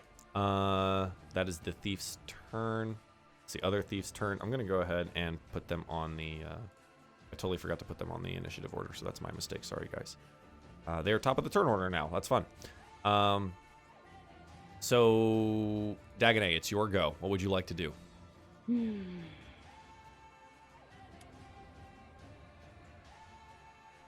This time I am going to get you. He's going to try and spear this one Mopok. Okay, yeah. Oh, yes. 21 absolutely yes. hits. We finally get it. Roll that damage. Oh, yeah, yes. dead. Absolutely dead. Yeah, 10 points of damage. This Mopok, you finally get enough space, I think. There's the wolf is gone. You've deflected the Gerbian thief behind you. You finally get to turn around and slam your spear again into this Mopok, and you like staple him to the box behind him for a second before wrenching your spear out and finally able to turn around and take on this thief one-on-one. Yeah, he just swivels around and he's like, "Now you." Yeah. Murder Boy's Stares at back. him. I love it. It's Frey's turn. Frey, changing focus, is going to attack Pez, lashing out with 2 short sword attacks here. 17 and 22. Yeah. Is it both? Uh-huh. I assume it's both. Okay. Yeah, this is gonna get so 4 and then 6. So 10 total. This could have been way worse. 10 total. Yep. Okay. So yeah, you get slashed twice across the chest. Frey is now actively fighting both of you here. Okay. Eli, I'd say it's your turn, but I'm going to go back and do the descending here. The Gerbian thief is going to make 2 attacks against you again. 5 and 11. Still unable to make contact with you. It is now your go, my friend. What would you like to do? You're before that Mopok Bandit. So. Eli is going to say, somewhat under his breath,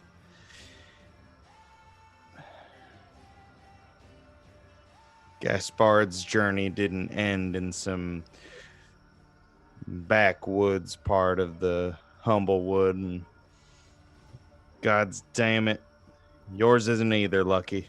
And he's gonna cast Healing Word as a bonus action on Lucky. Hell yeah. Get him up.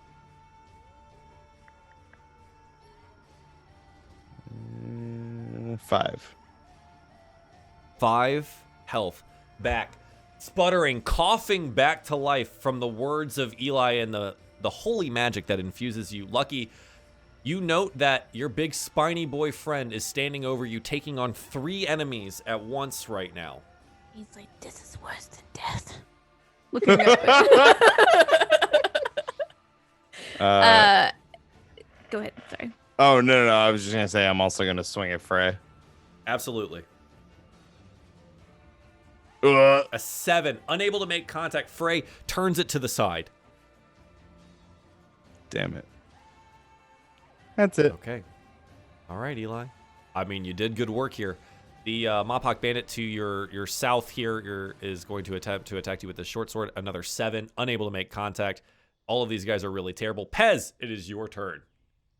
Hey, so what did we determine for the fated thing for the reroll? I just have to say that I'm doing it and I can roll twice. So roll it, and then before I say what happens, you make a decision based on that roll if you want to re-roll it. You've noticed now that a 15 seems to be too low if Frey has a reaction. Okay, I'm gonna stab her. And now that I remember that you have that because you brought it up, I will remind you as well. Yeah, I'm gonna re-roll that. A 9. Okay, so go ahead and you use your fated die for one of the day. A 20 absolutely hits. Go ahead and roll me some of that dagger damage. 6 piercing damage. How do you kill Frey Meriden? Oh my god, I'm sorry. I didn't mean to. How do you kill Frey Meriden? Oh, you are a very nasty lady and you made some promises and I just, you're not very honest. I don't appreciate that. Right now, and I don't appreciate that either. I'm just gonna get her. And just like gently stab her. It's just, yeah. And Frey. No form. Dagger to the chest. Falls to her knees, coughs, and falls over. She says, at least I got. And as she falls, she sees between Eli's legs, Lucky, eyes open, alive, and smiling. And Frey dies, having not accomplished her goal. And taking that with her to the grave. Nicely struck. Nicely struck. Good job, Pez. Anything else you'd like to do with this turn other than kill the captain? I'm sorry, Lucky. I did not mean to take that from you. That was a fluke. I don't know what happened. That was so satisfying. I'm sorry. I saw red. That was it. I think that's still all I can do. Yeah. Okay. I'm gonna scoot a little bit closer because. Yeah, you can move. Okay. No, I'm not. I'm just there. Nope. Okay. Sure, just stay back a little bit. You're good. You're not very tanky. You don't have a lot of high AC. Just stay back here a little bit. It's okay. Lucky, it's your turn. You're on the ground, and you just watch Frey Meriden die in front of you. Yep. Get stabbed by the gentle Pez to death. Yep. Lucky. Okay, so 2 questions. Since I'm prone under another person who is the focal target of somebody who's attacking him, will I provoke a reaction of opportunity attack if I try to move out of this space? I think because you're small and you have the pass-through thing, Yeah. you could scoot out from behind Eli without any trouble because Eli is currently defending you on top of your prone body. So what you would end up doing mechanically is you crawl out and get up. Yeah. Mm-hmm. Okay, so Yeah, he's absolutely. gonna use his action. Thanks, Eli.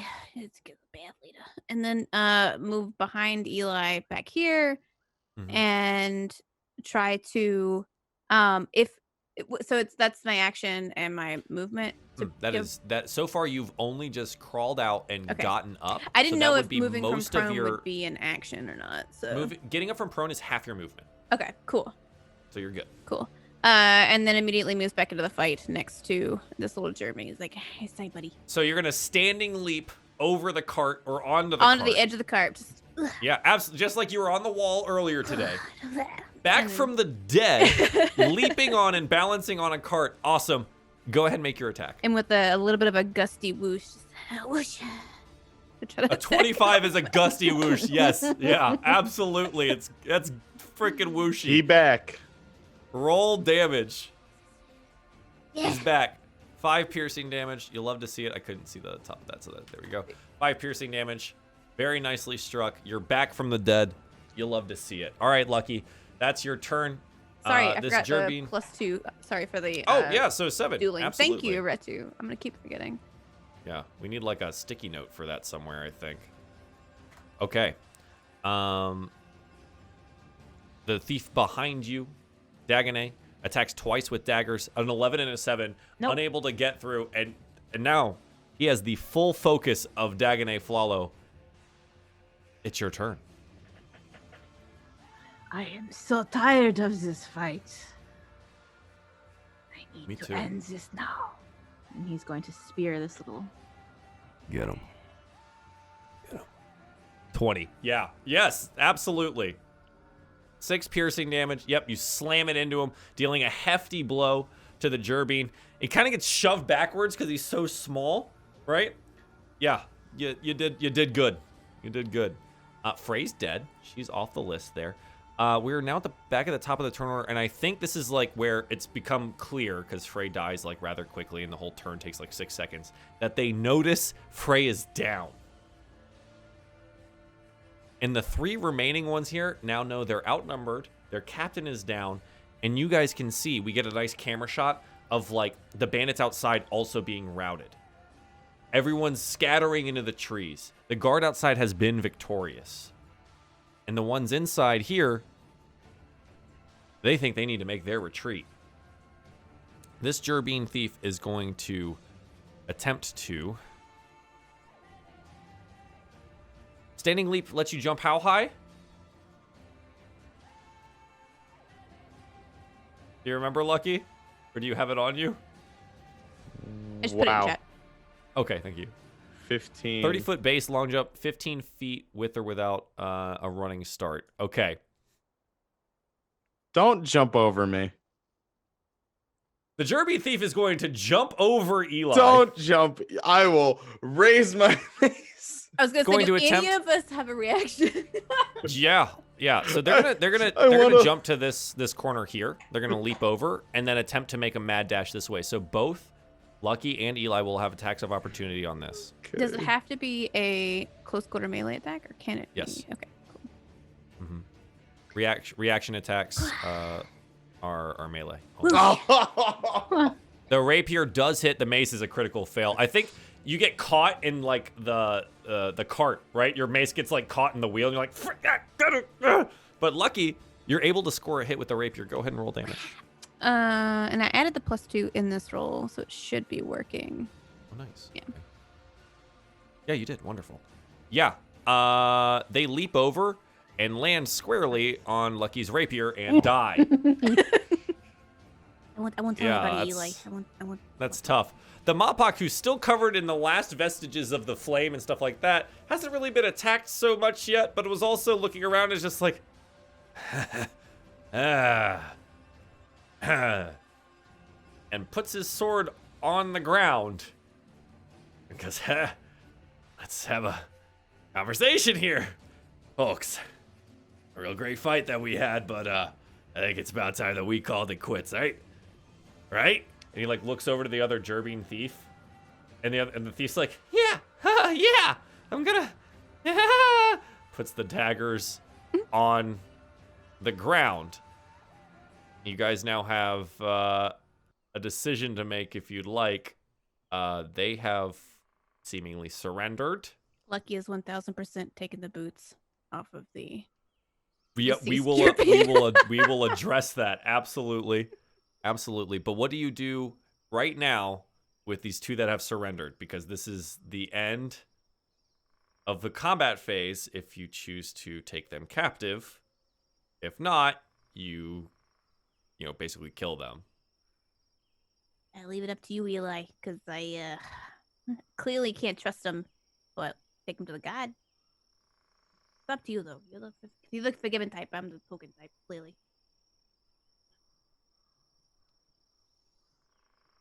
We capture them. And one of you, or both of you, I ain't particularly picky, is going to tell us about your clan's plan. And if you can't tell us, you're going to point us into the direction of someone who can. Is that clear? And I think we get that line at the very end of this episode of DieFall Alderheart, episode 5. A nice close-up of Eli having struck down the foes that tried to kill Lucky, and Dagonet off in the corner still maybe licking some wounds. But this is where episode 5 will end. Thank you guys very much for being here this evening. That was really fun. I know it was a very combat-heavy game. But that being said, at your next rest, you're level 3. So, claps for the crew here. We've hit level 3. No one died. It ended up being a tough encounter, but they made it through. And there's some loot to be had at the beginning of the next episode. Don't worry, I will not forget. It is already noted. And yeah, it was a lot of fun. Let's do some shout outs, and we'll wrap up the stream here for this evening. Malavath, where can people find you at? Hi, I'm Malabeth. I mostly draw a lot of stuff on the internet over here. This is the internet. I'm actually doing a drawing giveaway over on my Twitter. I'll post that in the chat in a second. I also stream 3 days a week if you're into streams and stuff. Yeah, thanks for hanging out. Awesome. Thank you for playing today, Malabeth. Bonus Stage Rob, where can the people find you at? Hey, that's me. Hi, I'm Rob, or Bonus Stage Rob if you're feeling all fancy and whatnot. You can find me on most corners of the internet under the handles either Bonus Stage Rob on the Twitterverse or bonus_stage_Rob here on Twitch and Instagram. I am a variety streamer a lifetime ago, and I'm getting back to it as soon as this move and everything is situated and I have a new space to stream. You could find streams over on my Twitch channel, or you can find me here on most Thursdays at 7 p.m. Eastern. And you can find me on twitch.tv/game nights. That is game nights with 2 G's and a K in Knights. The guy with the sword, he's a knight.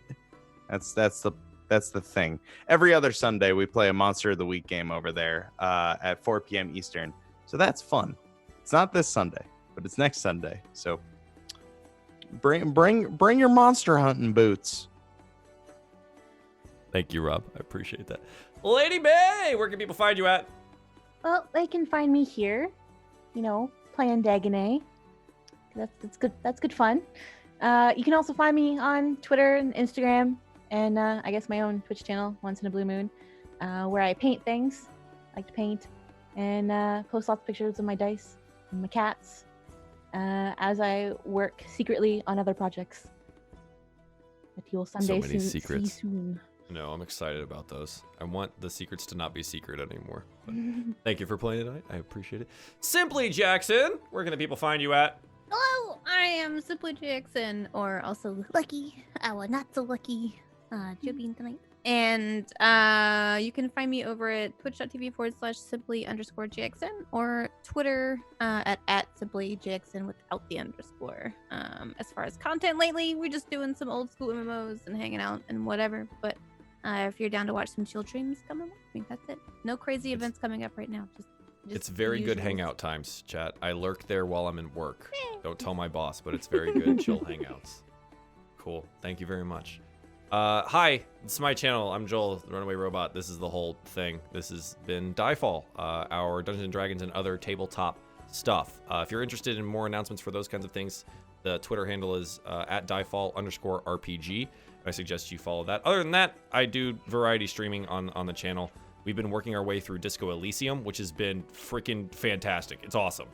And I've died a lot. I died trying to get a necktie down from a fan. So we're doing really well. We're doing really, really well. And I'll be streaming that probably all day on Sunday. So that's about it for today. Thank you guys so much for being here. Cass, thank you so much for playing this evening. A lot of fun.